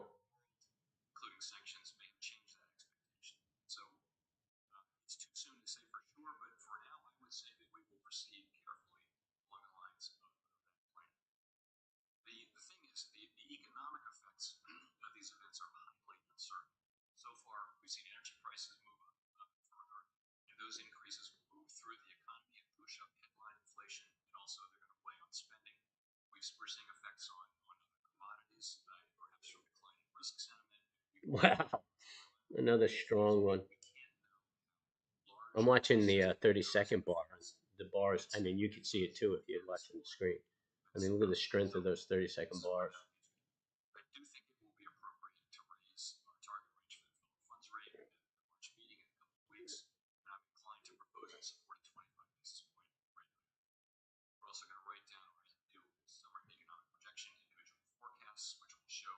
Yeah, but he's talking about we're just going to see 25 basis points. I mean, I think that's what the market wanted to see. The composite is kind of appreciating that, but the S&P is actually responding a little better. Uh-oh, psycho trader. What's up, buddy? I'm doing well. How you doing? Yeah, yeah. Yeah, yeah, I'm watching that. Yeah. Um,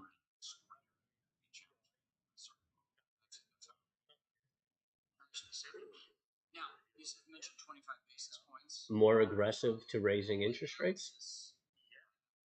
No, I mean, yeah, but that's not due to spending. You're right. Oil's at 110 because of what's going on with Russia. So, inhibiting spending is really not going to have an effect on that. You know,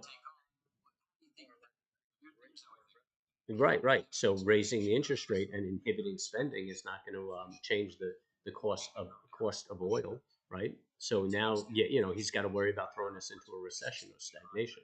So yeah, and I mean, he ups it a quarter here, and he looks at it, and he's got another meeting down the road to decide what to do and how things are working out. You know what I mean? And look, man, I mean, I'm shopping for technology and stuff like that. And I mean, I'm getting things like maybe 30% cheaper than I saw it last month. Yeah, so obviously prices are coming down, you know. So yeah, me too. I'm worried about that too. So yeah, on these pop ups, I'm definitely thinning out my my spreads and stuff like that. And yeah, that's what I'm doing.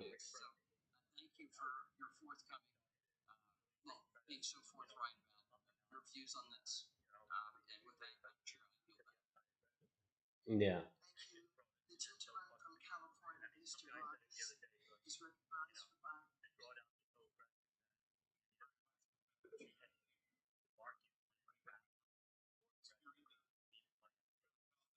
Right.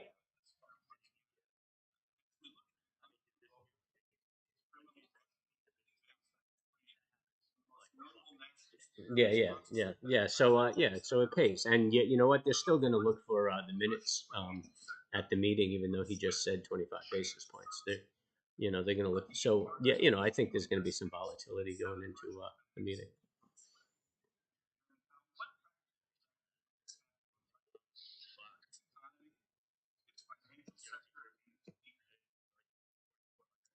Um, Eventually, someday, I don't know if we're going to hit it today. I would like to see a push up there today because I'd like to close out a few things that I have expiring on the fourth, and I'm just not comfortable sitting in it. I'm watching a bull flag on the 2 minute right now.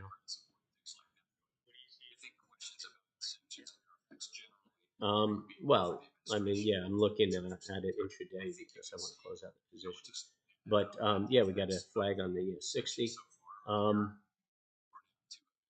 yeah, you could argue this is a bull flag on the daily, and if it breaks above the high of, I've got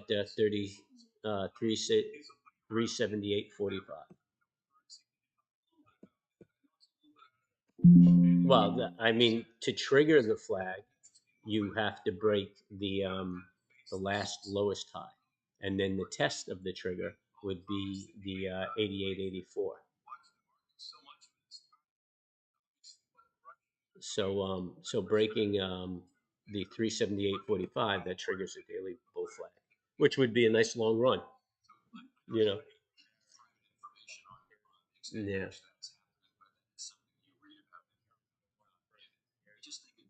Really? Well, yeah. I mean, you got to have winners and losers, right? That's how money's made in the markets. I mean, some guys are going to be right, some guys are going to be wrong.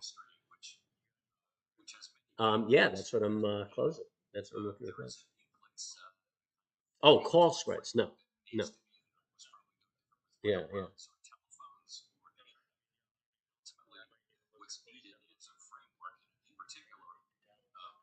Yeah. Yeah, I'm just going to sit back. I did pretty well for March already. I've got quite a bit in, so I'm just going to sit back and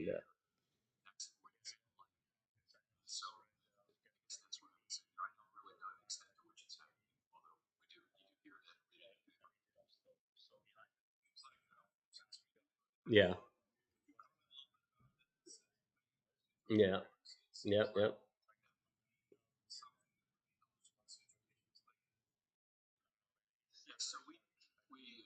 Yeah, I hear it. Nothing wrong with that. I mean, yeah, that's good management. Yeah, you should be a spectator right now. Yeah, you know what? I'd like to get past 15.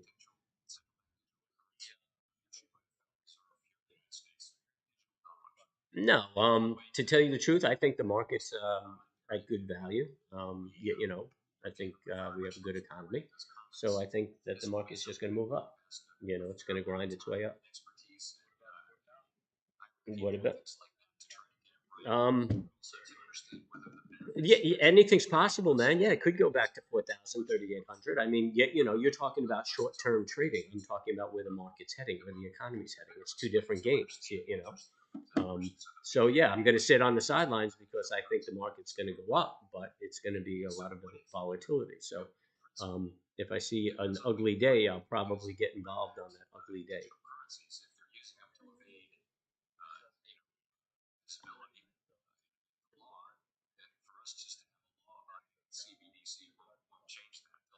Yeah.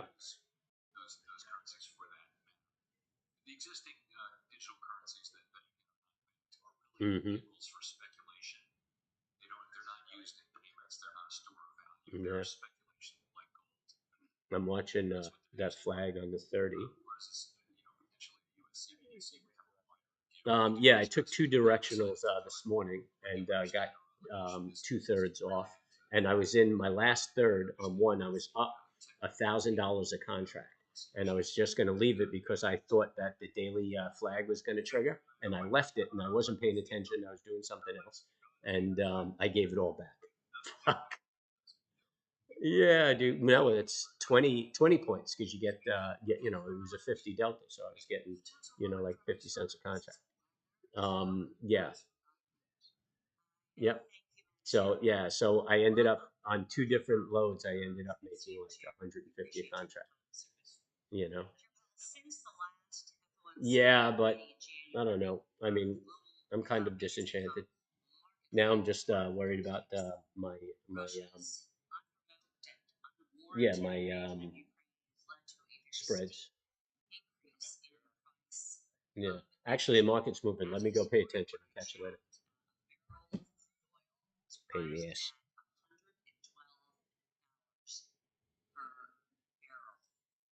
$112 per barrel.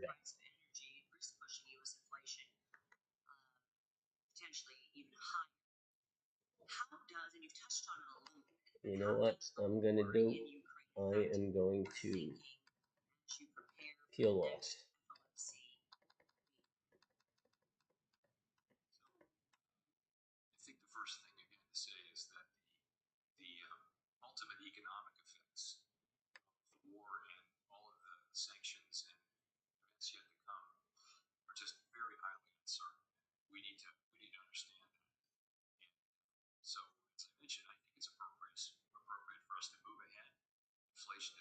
So we had a 30-minute flag just trigger.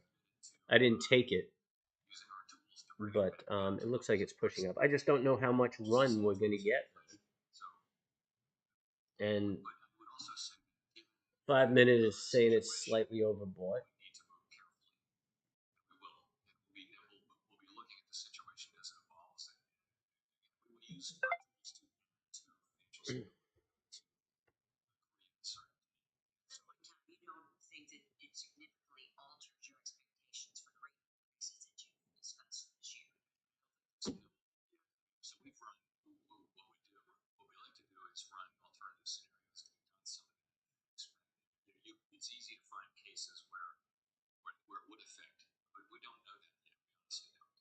Come on, man, give me that fucking 50 cents.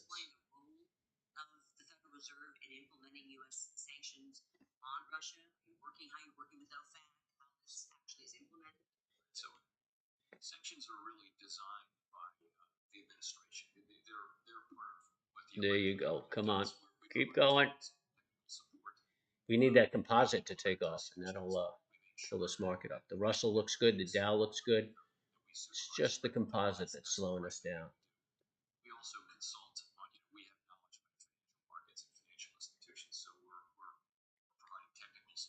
And again, like I said, this is an inside bar, so we're just grinding through all of the trading and movement of yesterday. So that makes it very difficult to run. But if we break yesterday's high, then things are going to get pretty interesting. You know what? I'm just going to put out that other trade right there, just in case things get going.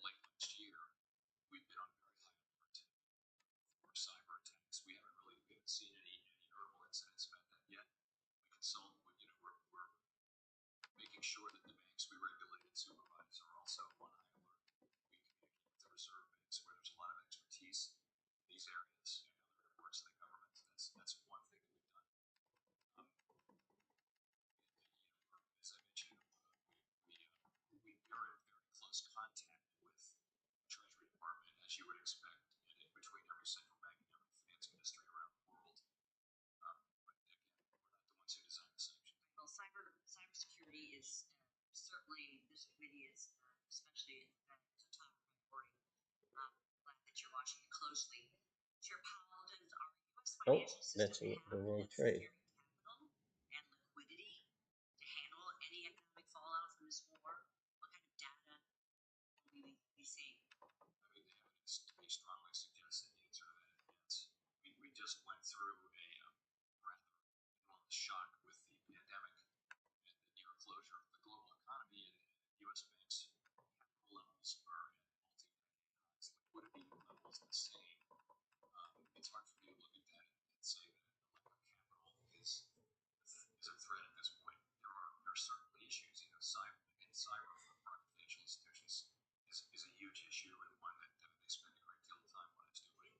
Come on, I'm feeding you guys.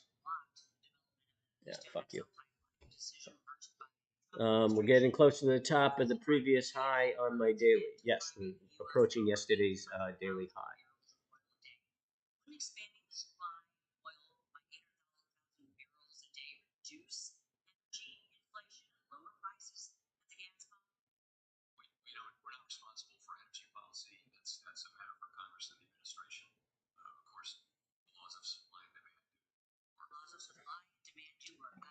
Actually, that might be what to do.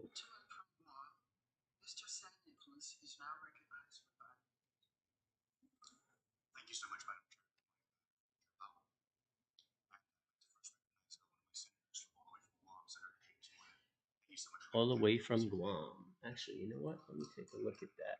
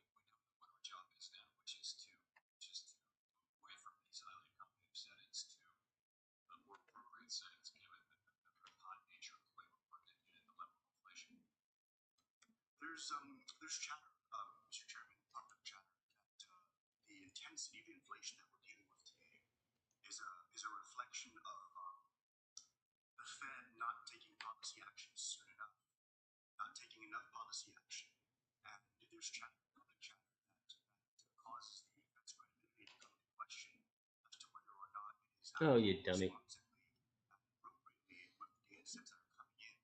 And I bring this up, Mr. Chairman, because we have a duty to the American people to be able to That one I want out there, right? And this one, yourself an opportunity to really speak to the credibility question that's really out there in the community. If you could elaborate further on that. Sure. It's for others to judge many of the things you I mentioned. want to cancel. So we starting. There we go. That's what Davey wants. Began talking about significant rate increases. The market is very much lower, and as this year has gone on, the market is so market participants do appear to be reacting, at what I would call it appropriately to our assessment, our ongoing assessment and reassessment of what's appropriate. And I just assure you and everyone that we are committed to achieving price stability. We will use our tools to achieve price stability. Really, that is essential. Everything else we want to achieve in the economy, including a strong labor market. See, we're just making that grind. We did that trigger on the 30-minute, and it looks like it's falling apart. Responsive to the liquidity traps that could take us by surprise. Given the circumstances we're dealing with today and the frustrations that the American people are facing, can you share with us any lessons the Fed has learned with respect to its responsiveness to 2 minutes rolling over. dealing with over the past 12 to 18 months? And Oh, we're gonna break that low. I bet. The inflation that we're experiencing is just The 5-minute is showing a divergence. It's higher, of course, much higher than anything we've seen since I was much younger.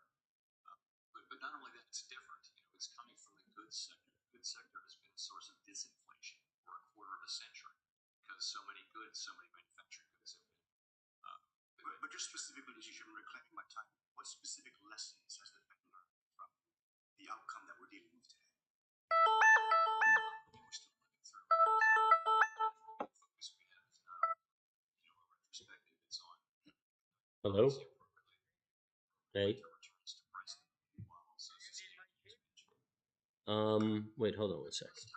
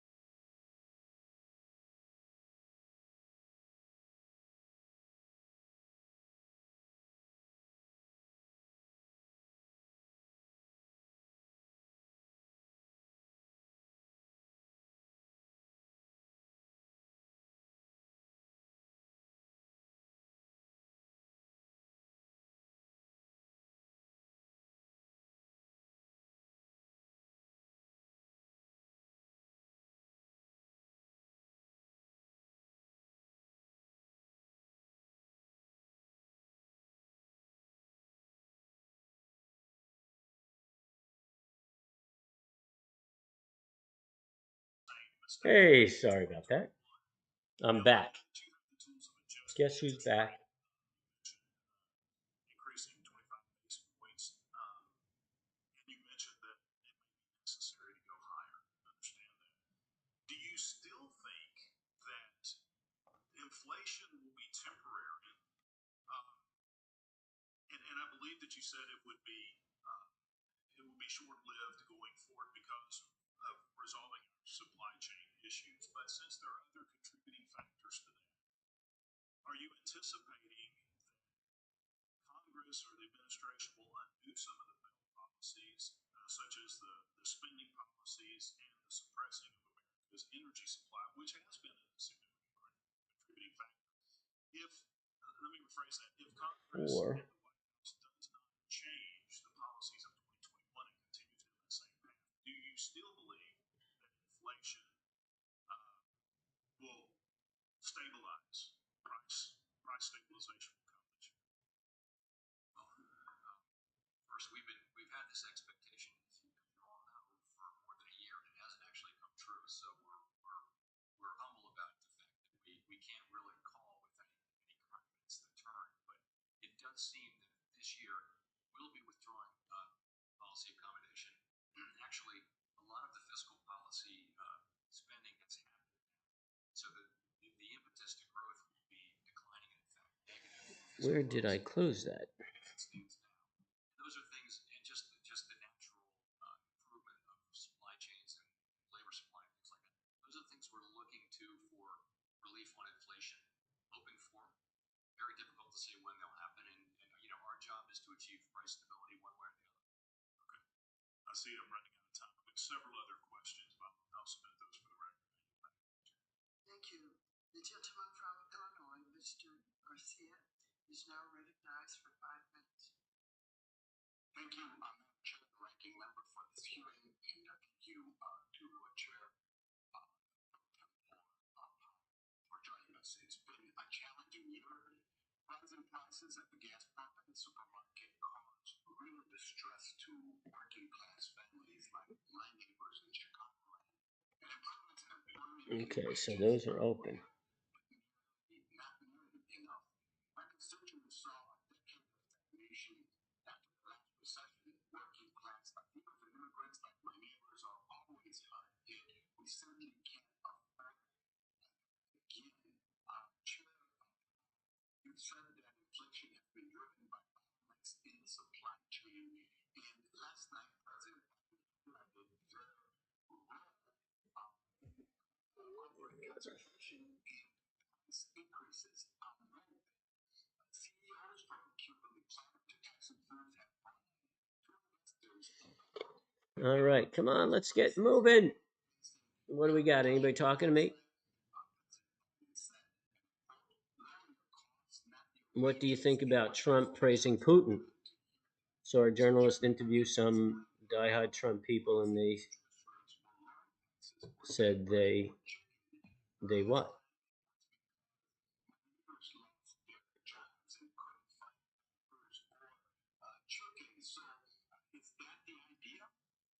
What is this cat? So, The idea is that right now the federal funds rate is still set close to zero, and that's a very stimulative level. I think it's 8 basis points today. So that is not an appropriate level. I didn't hear him praise Putin, so I don't know what context it was.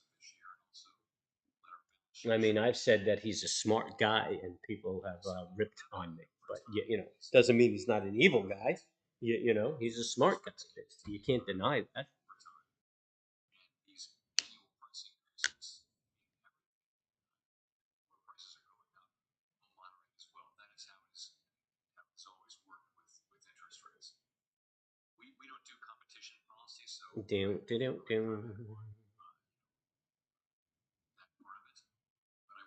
Well, actually, the spreads are for sideways movement, or the iron condor is for sideways movement. I mean, for me, that's more long term kind of trading. I wouldn't do that intraday. find yourself in a bit of trouble. Since regulators block a big merger, even an acquisition by a systemically important bank GSB in 2020, a terminated up. Do you think it's appropriate to issue a moratorium on pending mergers while the Fed updates its framework for their review? Where's this market going, man? Congress has passed that gives us rules for evaluating potential acquisitions and mergers by banks. I think we have a widely developed framework for that work, and we're continuing to implement that. Any changes that would come would either come through legislation or through new personnel at the Fed, neither of which we have right now. As we learned from Wells Fargo, frontline workers are an important resource for regulators. They see firsthand how banks implement or ignore internal controls and can identify problems as they develop. Incorporating frontline workers' voices in our banking regulatory system would improve the information we have and diversify the voices that give will the Fed commit to adding workers to your various advisory councils? Why not? Very interesting question. We do have quite a diverse group of people on our various advisory councils, including people who are representatives of workers. I don't know that we don't really, I don't know that we have ones that work councils outside supervision per se, but we do always seek out all of our reserve bank boards and also the advisory councils that we do have representation from labor and also from people who live and work in represent the interests of low and moderate income communities. Thank you. The gentleman from Tennessee, Mr. Costa, is now recognized for 5 minutes. Thank you, Madam Chair, and thank you, Chair Powell, for attending this morning. If you can, a lot of times we look for historical references when we try to represent current event. A number of people, a number of pundits, when they look at inflation today, reference it back historically to the late 70s and the early 1980s. From your perspective, is that the proper historical reference to what we're experiencing today as it relates to inflation? That's the proper historical reference for what we're trying not to replicate. So we look back. And obviously, all of us have looked at carefully at the history of post World War II inflation. Come on, give it a push. What types? So comp GIDS is the ticker for the composite. I don't know what GIDS is. COMP. It depends on who you're using too. I have COMPX on one platform, and the other platform is also COMPX. And both platforms, you have to put a $sign before it to get the quote. We are using our tools now and that's really different than it was in the 1970s. So also inflation expectations have been. Yeah, I'm not familiar with TOS, but the indicator may need a designator before it. So my futures have the @ symbol. Actually, I'll swing this over and just show it to you.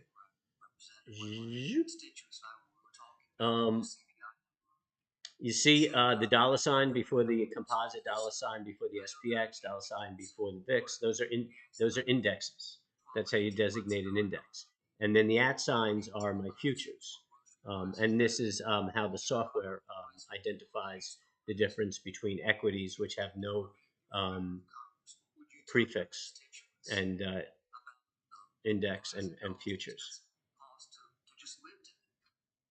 I do trade futures. I used to trade the S&P 500 futures, but I think I like the movement of the options better. You know, it's very whippy. the S&P 500 futures. But I'll trade oil, I'll trade gold, I trade currency futures and stuff like that. next meeting and your plans for the next meeting, and I think you I used to day trade a lot of different equities, a lot of different instruments, but it was a lot to manage, and I was always trying to capture something, but it was a different frame of mind because um, the idea was to make as much as possible, but yet my direction changed, so there's no reason why I can't just trade the SPX and make money. During the summer it's a little slow. It's no big deal. During the winter I make a lot of trades, but that's fine. I'm not looking to blow the doors off of it or maximize my return. I'm just looking to do well. Mr. Garcia referenced the President's State of the Union remarks last night. The President, when he talked about addressing inflation, said we need to control Com cost. You hear him colon Gids, or is that a semicolon? No, no, that's a colon Gids. I don't understand that. I won't tell the President. Yeah, I looked at the micros, but what they charge in commission percentage wise is pretty big. So if you're going in and out, then it's really like a zero sum game. The return is pretty poor. Man, oh man, oh man. Cyber. I know pre-pandemic, pre-invasion, one thing that you Okay, it's pushing it back. That's interesting. Whoa, that was a big reject. if Russia were to All right, if it doesn't break this time, then we're definitely going to turn it around. cyber attack, what degree of confidence do you have in our nation's banks to thwart a cyber attack from Russia? Yeah, that's it. We're going to break that low. What I can tell you is that everything that we can do to protect Oh, ourselves against cyber give it another shot. really we're doing it in private. Large financial institutions are I mean, it keeps rejecting the lows. it's very hard to say what's possible to happen. We're certainly on high alert and will continue to be. Thank you very much. The gentleman's time has expired. The gentlewoman The from gentleman's time has expired. the chair of the House Committee on Oversight and Reform is now recognized for 5 minutes. Thank you very much, Chair Lady Waters. Yeah, you could during European hours, Tommy, you can get some good trades.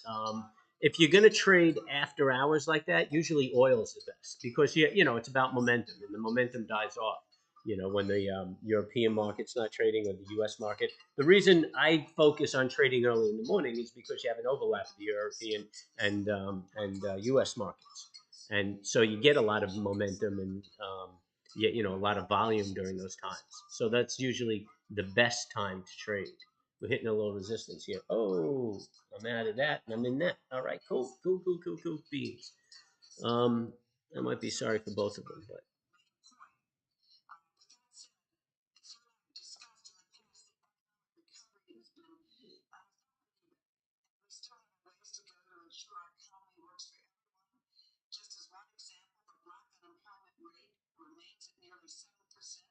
the black unemployment rate. I just hate that, man. I mean, nah, I'm not gonna bitch.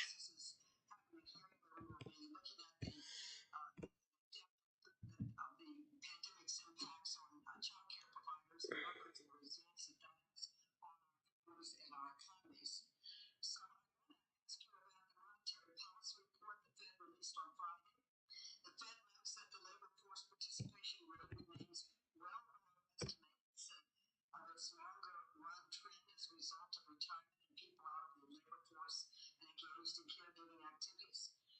What the hell did I just close? What does this strong labor force participation mean for the U.S. economy, and what does it mean for those workers who leave the workforce to care for their children or family members?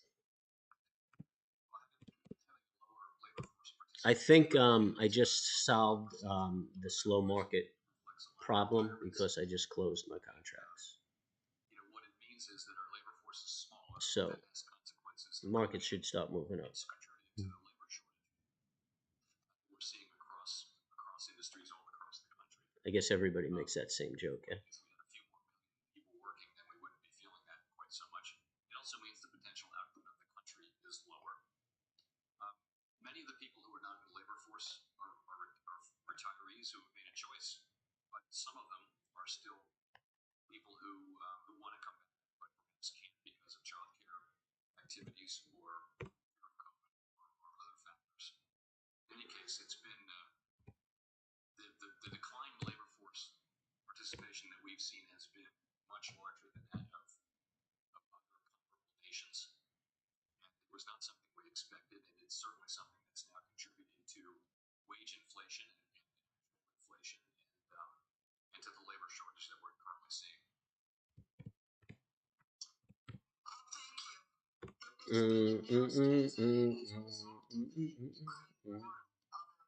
Disagreements that Russia and China are now moving to trade completely in their currency, no longer using the dollar.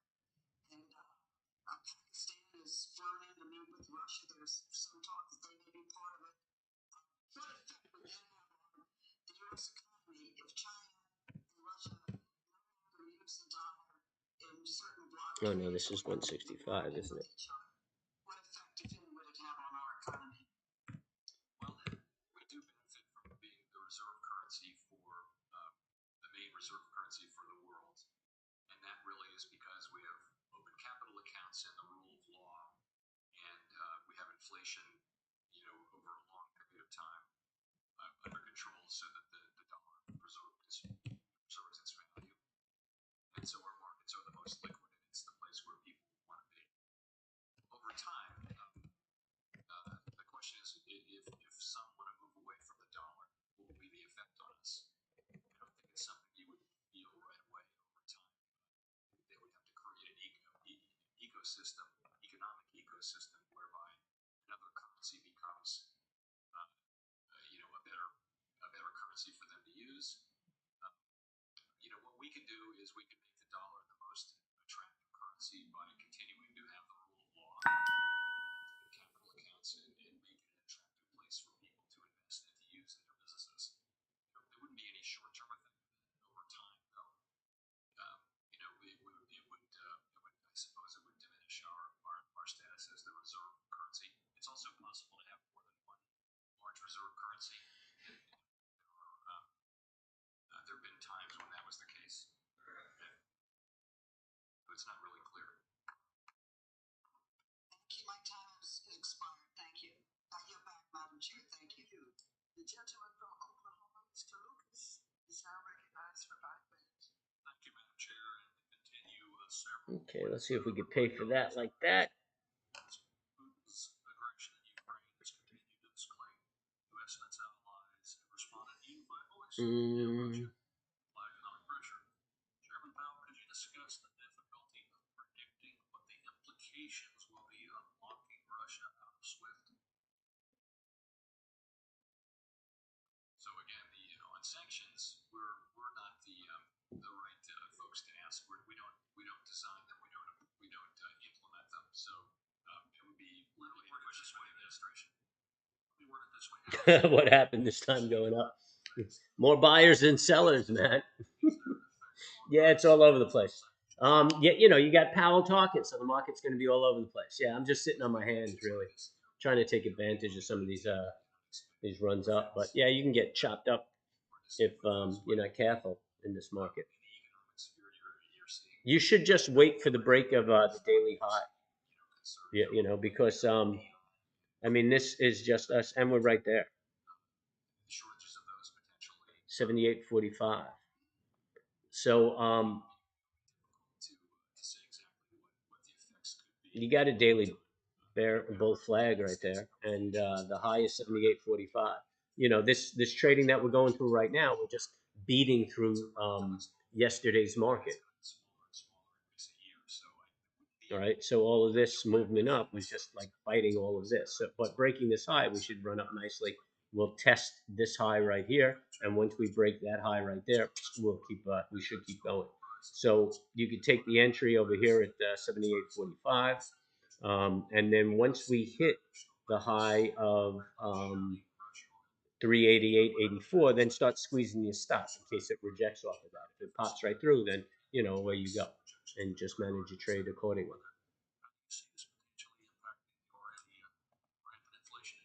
I think we might be at the verge of a market turnaround. I mean, the only thing, technically, it looks like it, but the only thing that could really blow us up is, the war, and something going awry.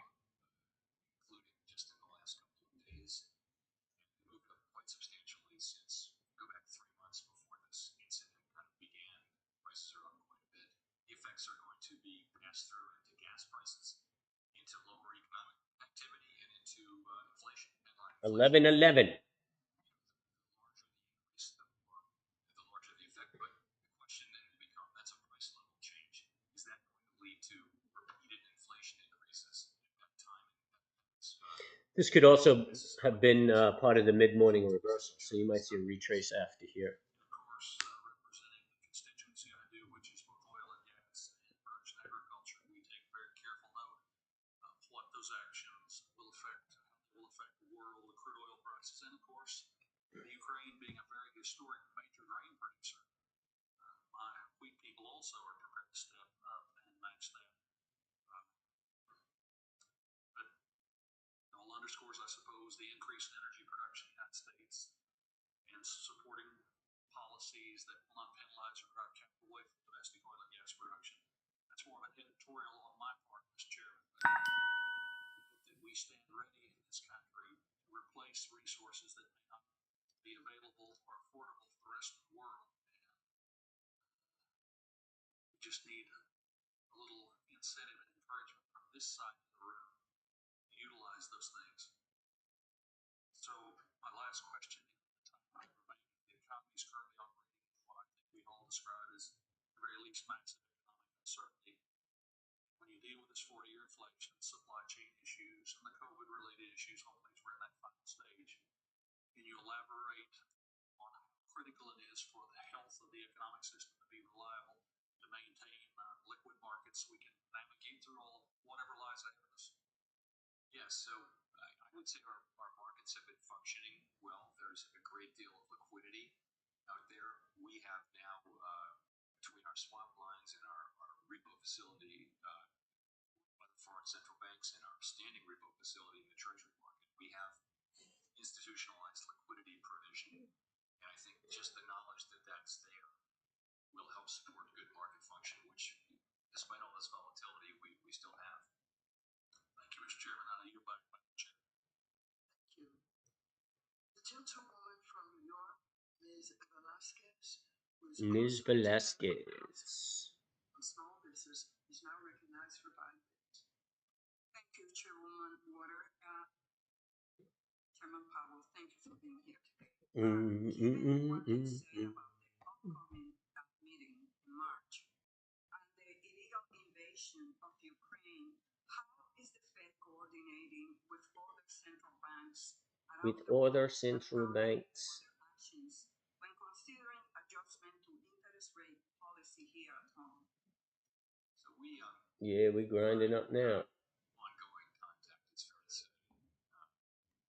with our major central bank colleagues. And actually, we have a meeting of all of them on Monday morning. It's a virtual meeting at 7 a.m. on Monday. So it's something that we do regularly. That said, we conduct monetary policy to achieve domestic objectives, specifically here in the United States, maximum employment and price stability, and that's what we use our tools for. But it's of course the foreign events are very much top of mind right now, and it's enormously helpful to understand the perspectives, particularly of the Europeans, who are so much closer physically to what's going on. So that's an important channel for us. Thank you. Chair Powell, last week the Fed published its 2022 Small Business Credit Survey. Among other things, the report found that small business applicants that used online lenders for their financing needs reported more challenges with their lenders than did applicants at other sources. The top challenges faced by borrowers from online lenders were high interest rates and often terms. Can you explain the report's finding and what it could mean for small businesses that utilize online lenders to satisfy their financial This lady's accent is just cracking me up. So That the utilize. survey it did raise some interesting questions, and our people looked at it and actually saw differences in data gathering. So it's not clear that the data in the two surveys What was goes correct. up must I do think come it down. raises interesting questions. And we'll be happy Spinning wheels. That's the first song I learned how to play on the drums, or at least when I was learning how to play the drums, that's the song that they used to teach me. Boy, did I suck. Small businesses are not shortchanged when it comes to the most important element for any small business, access to capital, affordable capital. Chair Powell, during public remarks last So month, looks like we triggered that, right? 45, 78, 45. Yeah, we triggered the flag. the OCC, Fed, and the FDIC will issue a joint notice of proposed rulemaking to update the Community Reinvestment Act. Does the Fed also believe a joint Does the Fed is possible, and when do you expect a expect? release? Yes, we do. We think that would be ideal. And there she Very closely goes, with the baby. OCC and the FDIC. So your next target should be 88, 84. And once you tag that, start squeezing your stops. I think the timing is soon. I wouldn't want to put a specific date, but I know You want this to hold, though. You don't want it to turn around and start coming back. Oh, just saw my first critter. A young eagle just took off, flew past the window, and there he goes, hunting. He's flying over the river. From the SWIFT system, which I support, could result in missed payments and giant. Oh, I think I was flying on Sunday, right? Because Monday I had to fight my way up here to get online. To intervene to enhance liquidity to offset missed. Yeah, I came in late Sunday Do you night. see this scenario as likely? no, I don't see that. That's how it works, mate. Of course, we always Just trying to get my life together after traveling and moving so quickly. I all disoriented. but given the relatively modest exposure that our banks have to directly to Russia, and given the existing tools we have to provide liquidity, I don't Okay, see I'm that as a looking good on likely that, actually. I think I like what I'm seeing. Looks a little heavy when I look over here, but I like what I'm seeing. So the fourth, I'd say I'm fairly decently covered. Thank you for taking time to not only join us today, but your insight into monetary policy, the monetary policy report of February 25th. 210, 225. Brings about, I think, a good review of the Fed's analysis of where we are. And I know there's that temptation. Oh, that's the second. Members of Congress to hold you accountable for things which are not within your purview. But on page 3, you talk about special topics. Page 3 of your February 25th, 2022 monetary report. Special topics: low labor supply. Next, it goes to several other issues. Then supply bottlenecks. As a member of Congress from Texas, I am confused. highlighted to me on a daily basis as I receive feedback. This is inflationary also. We have taken a bit of time with you to probe with you your ideas that I think you have professionally handled on behalf of yourself and the issues related to energy. Okay, that's not going to help me anymore. But the bottom line is we can't get people back at work. Okay, got to shut you down because you're just too fucking irritating. Oh, keep forgetting I'm streaming while I'm talking to myself. Anybody have any questions?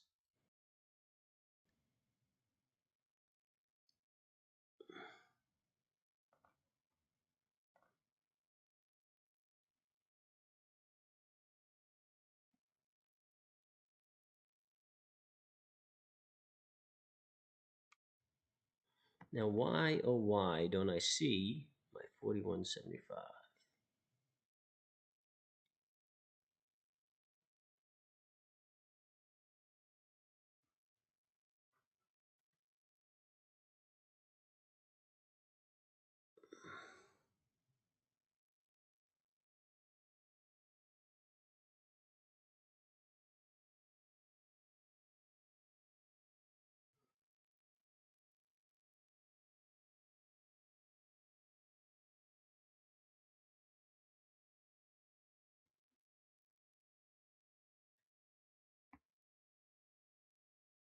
All right, so you're still open.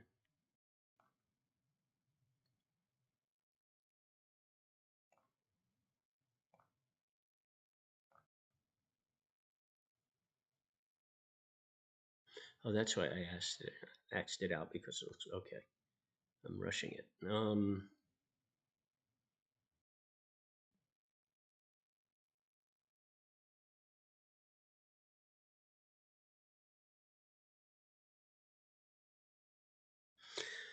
How do you play the Russian Ukraine? Well, you could play oil, right? Because we haven't set embargoes against Russia yet. So that'll spike the oil price. So oil's a good instrument to play. Actually, let's take a look um, at something real quick. Think if you wanted to play oil, there's an ETF which is XLE, and if you look at the daily, it looks like it's setting up a shooting star. So you could play it the other way. I haven't looked to see if it trades options on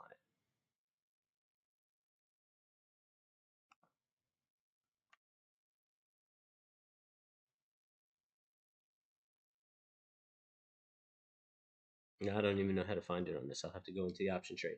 But XLE is a ETF on oil, and if you wanted to play oil, you could mess with the XLE. I mean, the 240 is showing a shooting star. You got lots of shooting stars right there. So that's a good way to play it. And if they put embargoes on this sucker should take off. But you could trade it short term that way.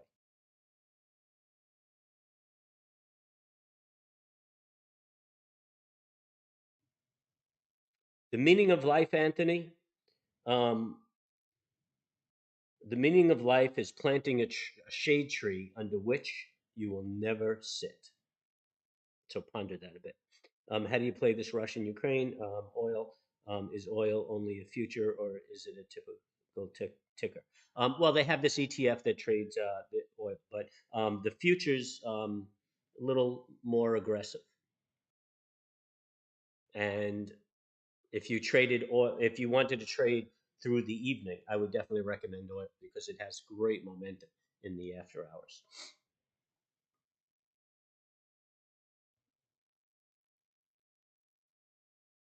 Why the ETF and not like their company itself? Um, no, this is based on oil barrels.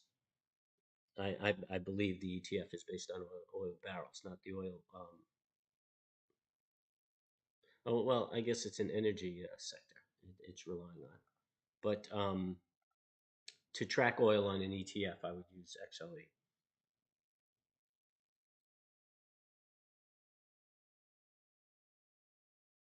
I mean, that's kind of like saying why SPY and not the individual companies.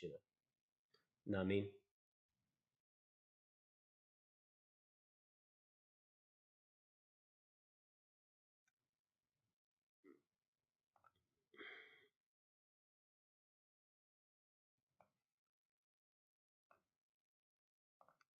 You could trade some defense companies too if you want to play this UK because I mean defense spending obviously is going up and defense companies will reap the benefits.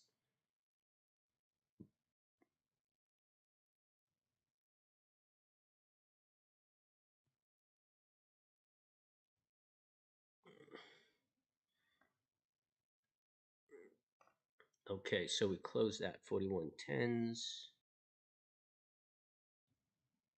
4140s. I don't see that we close that.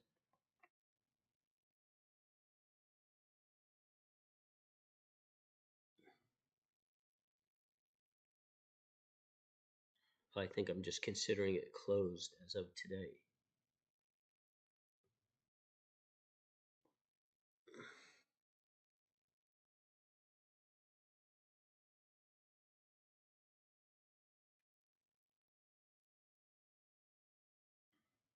All right, so we'll get rid of that. I think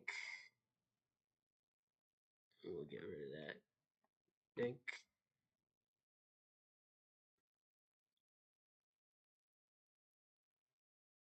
This closes at the close of business today.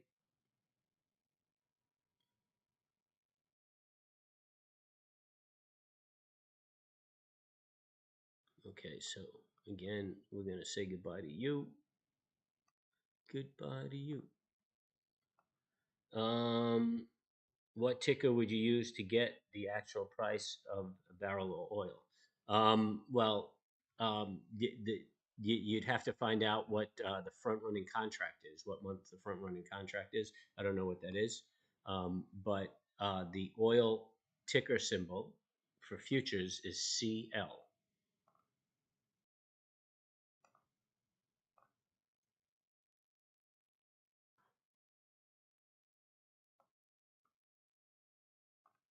That's March 4th. That doesn't expire until the 4th.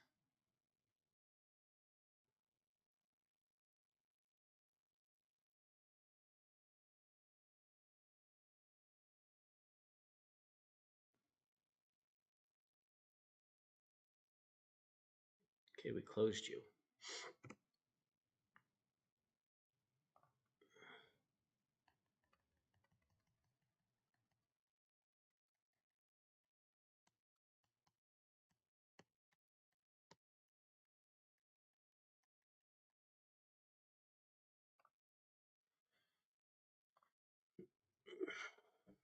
I think I like how I'm positioned now, ladies and gentlemen.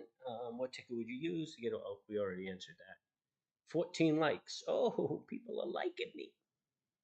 It's so exciting. What time is it? 11:28. I'm going to wrap it up at lunchtime and go about things. You probably have a nice afternoon of trading because Powell will stop speaking and the market will be free to go. Free to go. Just watch.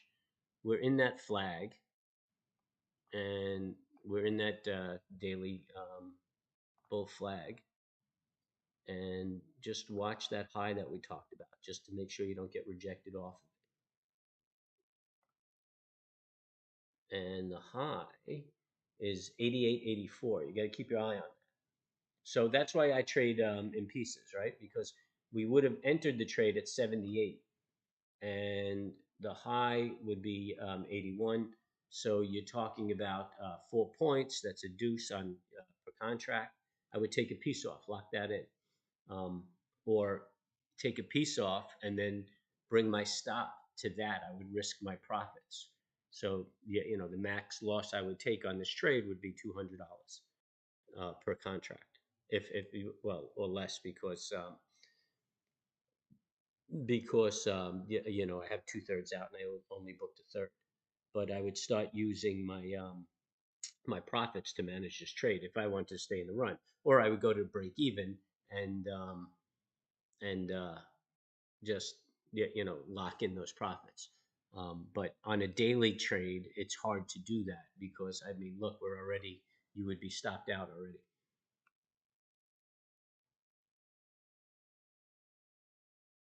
YT YouTube. Who? Great tell. I don't really like to listen to other guys because it messes with my head. Even Psycho Broker messes with my head.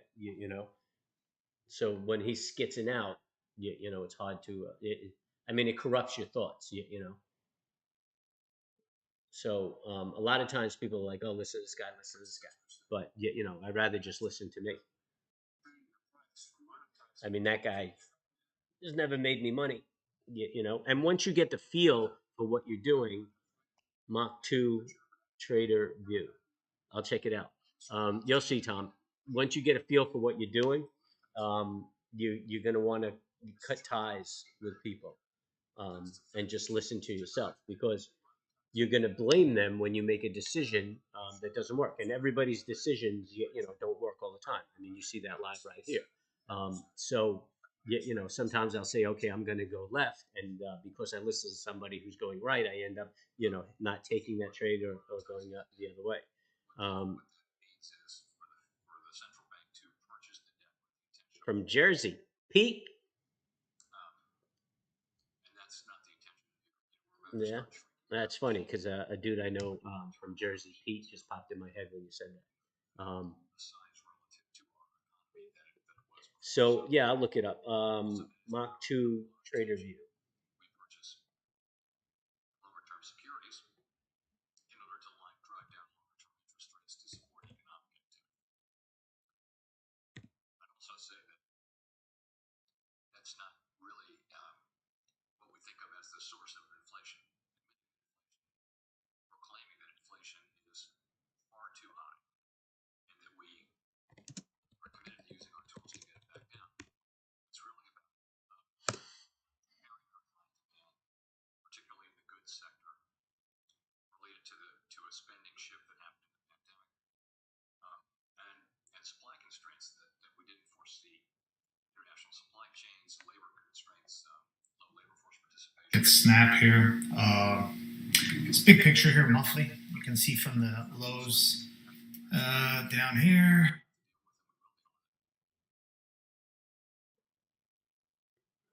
Chair Galloway, when you appeared before this committee in March of last year, and I asked you to clarify the purpose of the Federal Reserve collecting data and employing stress tests related to climate change, you assured us that the Federal Reserve would be collecting the information to help financial institutions learn about climate change. Yeah, he sounds like he's from the north, In recent weeks, and he's boring like me. in the confirmation process to fill 4 vacancy seats on the Federal Reserve Board. One of the nominees has a record of advocating for aggressive Federal Reserve regulation related to climate change, including actions that can regulate capital allocation away from fossil fuels. We'll ask you to comment on the confirmation process, but can you continue to assure us that the climate data and stress test proposed by the Federal Reserve will be used for regulatory purposes and driving investment away from traditional energy So many sources? good things on YouTube other than trading. Yes, there's tons of good stuff. Scenarios. We're actually just building the capability to do this, and the idea is not to use them the way that we use the traditional stress tests to set capital levels in effect. The idea is more to allow financial institutions and also regulators to understand better, the extent to which and the ways in which climate financial risks have any implications for the banks. That's the purpose of it. I like that though, that it is not our job to. Yeah, well, I mean, if we're from the same area, I mean, it's a big industry, man. But if we're from the same area, we're going to have the same frame of mind. We're probably of the same schooling, but Answer that the data will not be used for regulatory purposes in any way whatsoever. I forgot my line of thought. We're not even doing the tests yet, scenarios yet. But certainly that's not going to be their construct. The construct will be what I said, which is to help us understand better, not to set capital or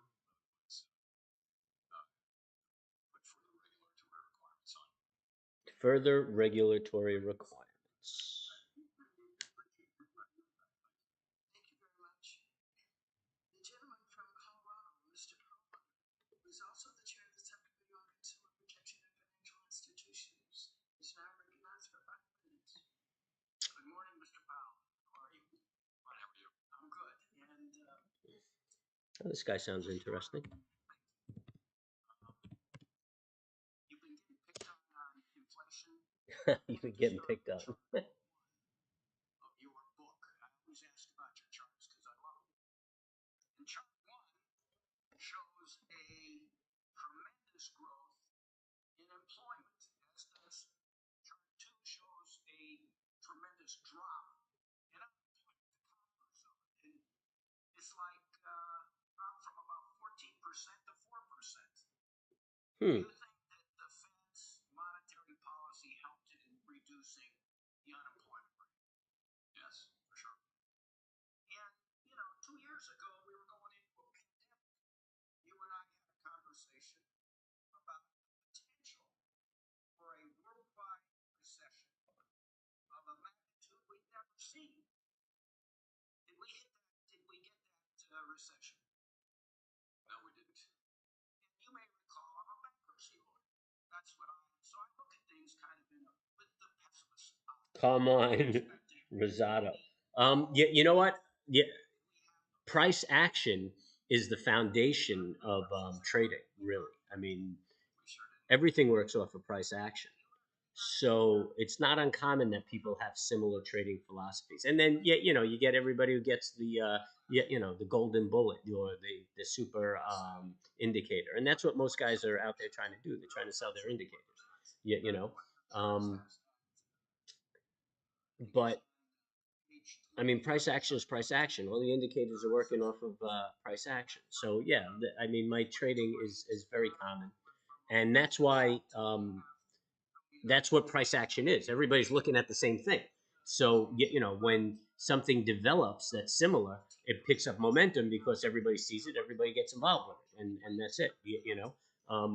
It's the guys who reinvent the wheel and everything that are the ones that you end up making the money off of because they're really not doing what everybody's doing. I mean, even algorithms are written using price action. So when the price action triggers, algorithms get on board, and that's all we're doing, right? I mean, we don't have the money to move the markets.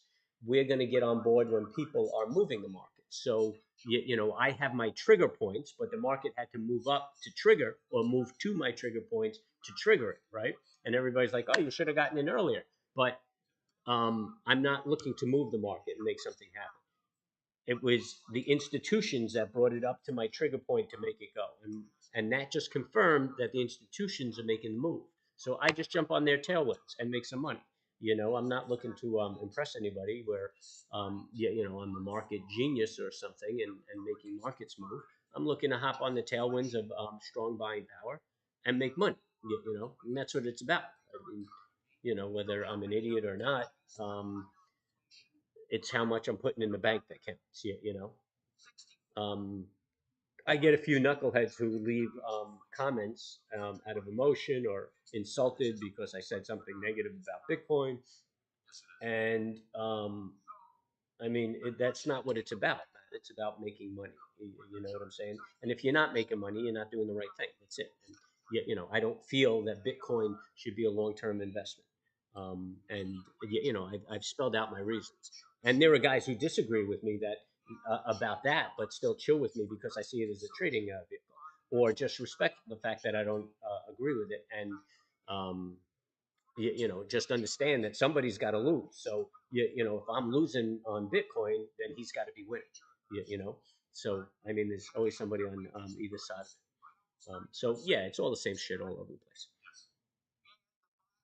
Price action. So what we're doing is we're watching the market, seeing how it behaves, seeing where the institutional money's going, and once that money starts moving the market, we jump in, catch a little bit of it. And if you catch 80% of a move, you're doing real good. I mean that your timing is really good. I mean that's your goal to try to catch 80%. It's the guys like Psycho Trader who have to catch 100% that end up getting hurt. And I don't want to get hurt. The wages are going up. Wages at the bottom quartile have gone up in terms. I do not think that's true for the second, third, and fourth quartiles, but it is true for the bottom quartile that their wages, nominal wages, have gone up more than inflation. The wages are going up. This guy's probably from my neighborhood too. You and I spoke at the beginning of this year in my time. Spaceballs, anyone? No? Thank you for your service, sir. I thank you for keeping us out of a recession. I think we built a better America. Oh, is that from Spaceballs? The search for more money? Thank you so much, gentlemen from Ohio. Mr. Davidson is now. A lot of quiet people out there. It's just Tommy and Anthony gabbing with me. I also appreciate your book and the work, and frankly, There was that other dude who used to hang out with us, the Glacier. the Federal Reserve did I forget. He was a glacier contractor. His name will come to me. It's like on the tip of my tongue. 2020. Since then, of course, there have been a lot of economic distortions, one of which is the ongoing inability of the Federal Reserve to stabilize its own balance sheet, which is now over $9 trillion. I appreciate Mr. Perlmutter highlighting some of the good news. Frankly, I'm positive that he has previously operated a lemonade stand. That you can always turn something good out of the lemons. But so there's not that there's no good news, but the concern is that in the long term, this has come at the expense of sound money. So just over a year ago, I talked to you about sound money. Is the A U.S. 100% or more? What do you mean 100% return on your money? No, I'm saying if you could catch 80% of the move. So if it starts at zero and moves up to 10, and you go from um, well, I guess that's a rough one, but yeah, if you get in between that move and get 80% of that move, so 8 points out of the 10 points, you're doing beautiful.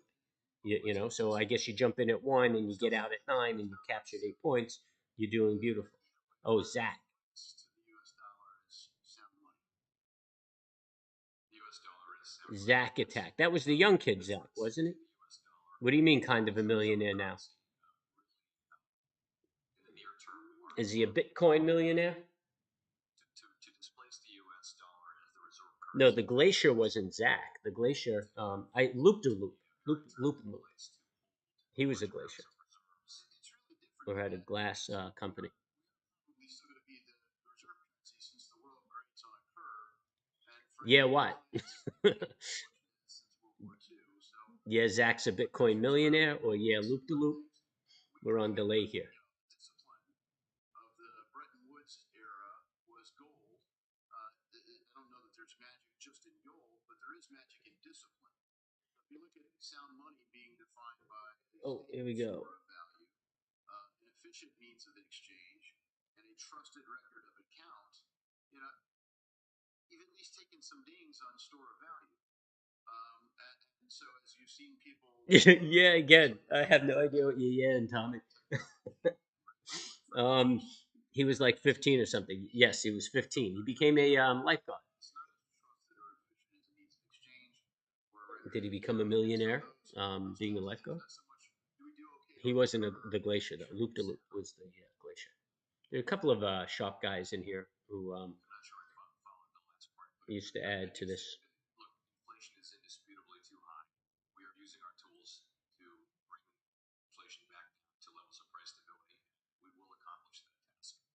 Longer term, the U.S. dollar is easily the best currency. And it's because of what I just said. It's also because of the rule of law and the fact that uh, we're the incumbent, and as long as we observe the rule of law and keep the dollar relatively, keep inflation low and predictable, that will remain the reserve currency. Yeah, okay. So thank you, Chairman. And historically, there have been multiple reserve Oh, currencies. you don't settle for 8% of the move. Something loses its Um, status as a reserve currency. It's not well, just that's not 8%. 80% of the move. You want 80% of the move. So if we go from 200 to 100, you want to catch 80% of that move up. That should be your goal. Similar to quantitative. I mean, not that that's your goal, but if you have a good trading program and you look at it and you see that you're catching 80% of the move, then you're doing the right thing. If you're catching 50% or 50%, I mean that's okay, but you realize that you're cutting off your winners. 30%, you're cutting off the winners, so you want to keep working on that. So moving on, just talking about the Fed's role, of course, Yeah, I think it was Kerry. I haven't. She was hitting us up randomly during COVID. I think she had a couple of issues going on. She drops a chat here and there, um, or a comment here and there. So we see her from time to time. I don't know that she's sitting in on the streaming, um, but yeah, I get a lot of people who watch the morning market. meetings or the end of the day wrap ups, the EODs, end of day. Oh, sometimes I write them EOM, which is end of month, which used to be the reports that I used to pour over at the firm, the end of month reports, because your performance was always based on the monthly performance. So, I mean, I was always all about the EOMs, the EOMs. Um,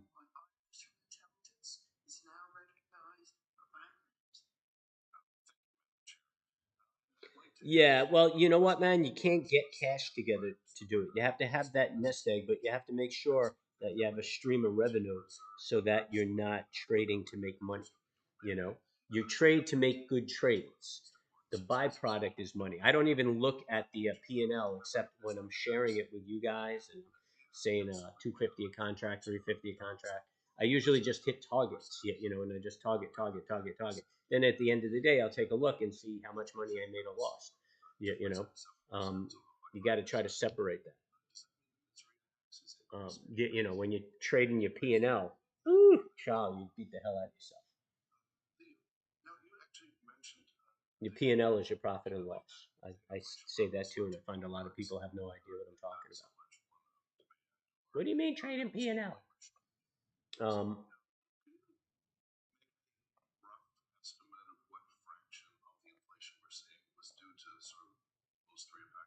Man, I'm hungry. I think I've got some tuna steaks. It's a beautiful day out. It's sunny. I don't know if it's cold or not. The heat hasn't kicked on, so it's probably warm out.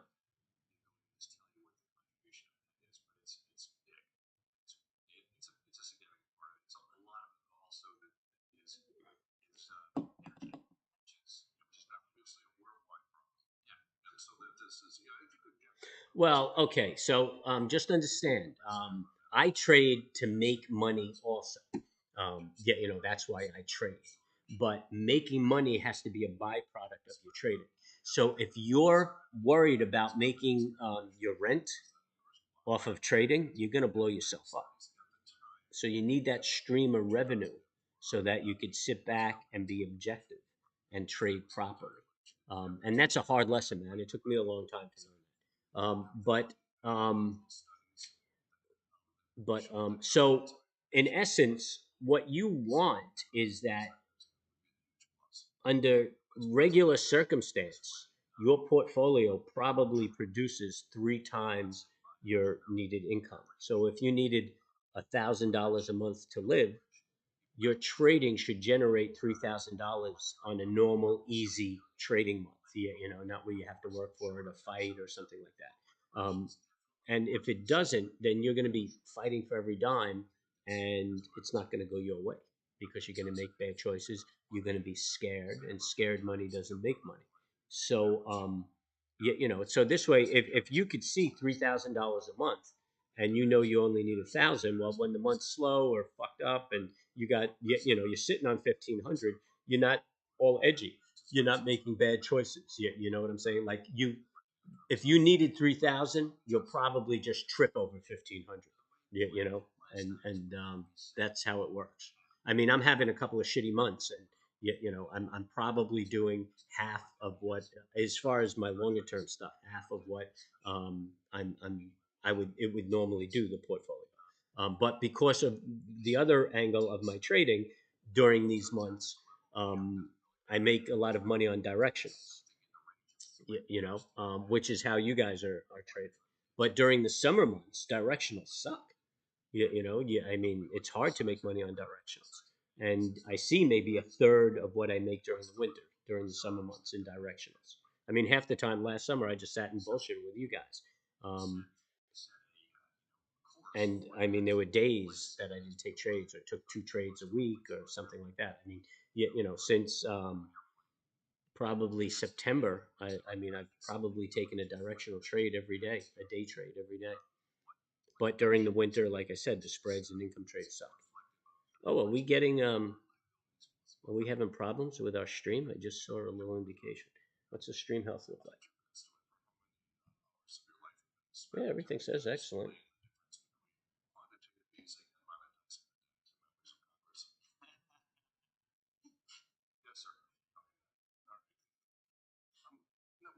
valuable functions of the Fed is to provide the emergency assistance to the financial systems of the free world. You mentioned that. Oh, okay, I could respect that. But if you can cover your bills, then that's what this is. This is your training period for a new industry. Take a look at that 30 minutes. Step in and give any specific words. What we're watching is sort of the global markets and the dollar funding market, and we're seeing This is setting up a shooting star. we have tools and we have things in place. You have 8 minutes for the bar to end, but you could take a break at that low. It'll probably retrace half this move up. So we haven't deployed And here's something else to look at, ladies and germies. Um, from the 24th till now, this is a 30-minute chart. You can see we tagged this high, and you can see the momentum made that high. We tagged that high again, and the momentum made a little lower high. And we tagged that high again, the momentum made a little lower high. And we tagged that high again. And the momentum is beating this high right here, but still we're on that downward slope. I mean, it could be the setup for the breakout.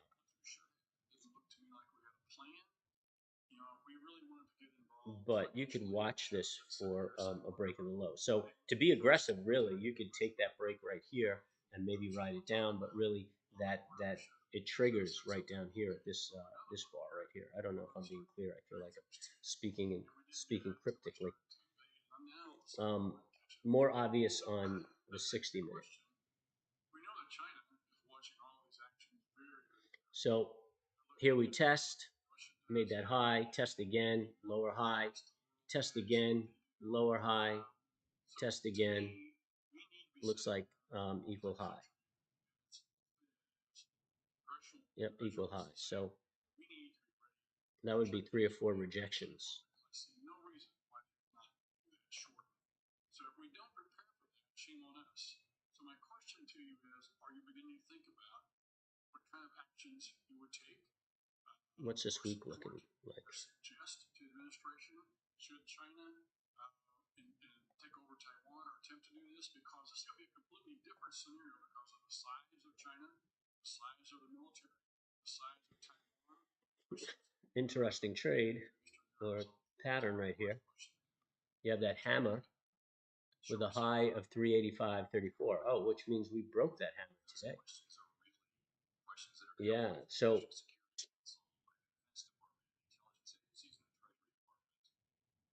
this is kind of giving me an indication that we're turning the market around. We broke it. We'll see if we hold it for the rest of the week. Listen to you very carefully, Paul. You made the comment that you're looking at making policy for anticipated situations. Get some food in my system, and I'll revisit that at the end of the day and do my EOM on it. So today I've made $15,050, and I know that it's paper trading, and it's easier. But if I could profit $2,000 a week, that would be awesome in my opinion. Yeah, that would be awesome. That's $8,000 a month. You're doing all right. Don't forget you got to pay taxes on that shit, but you're doing all right. So today you made $15,550. How much money did you use to make that?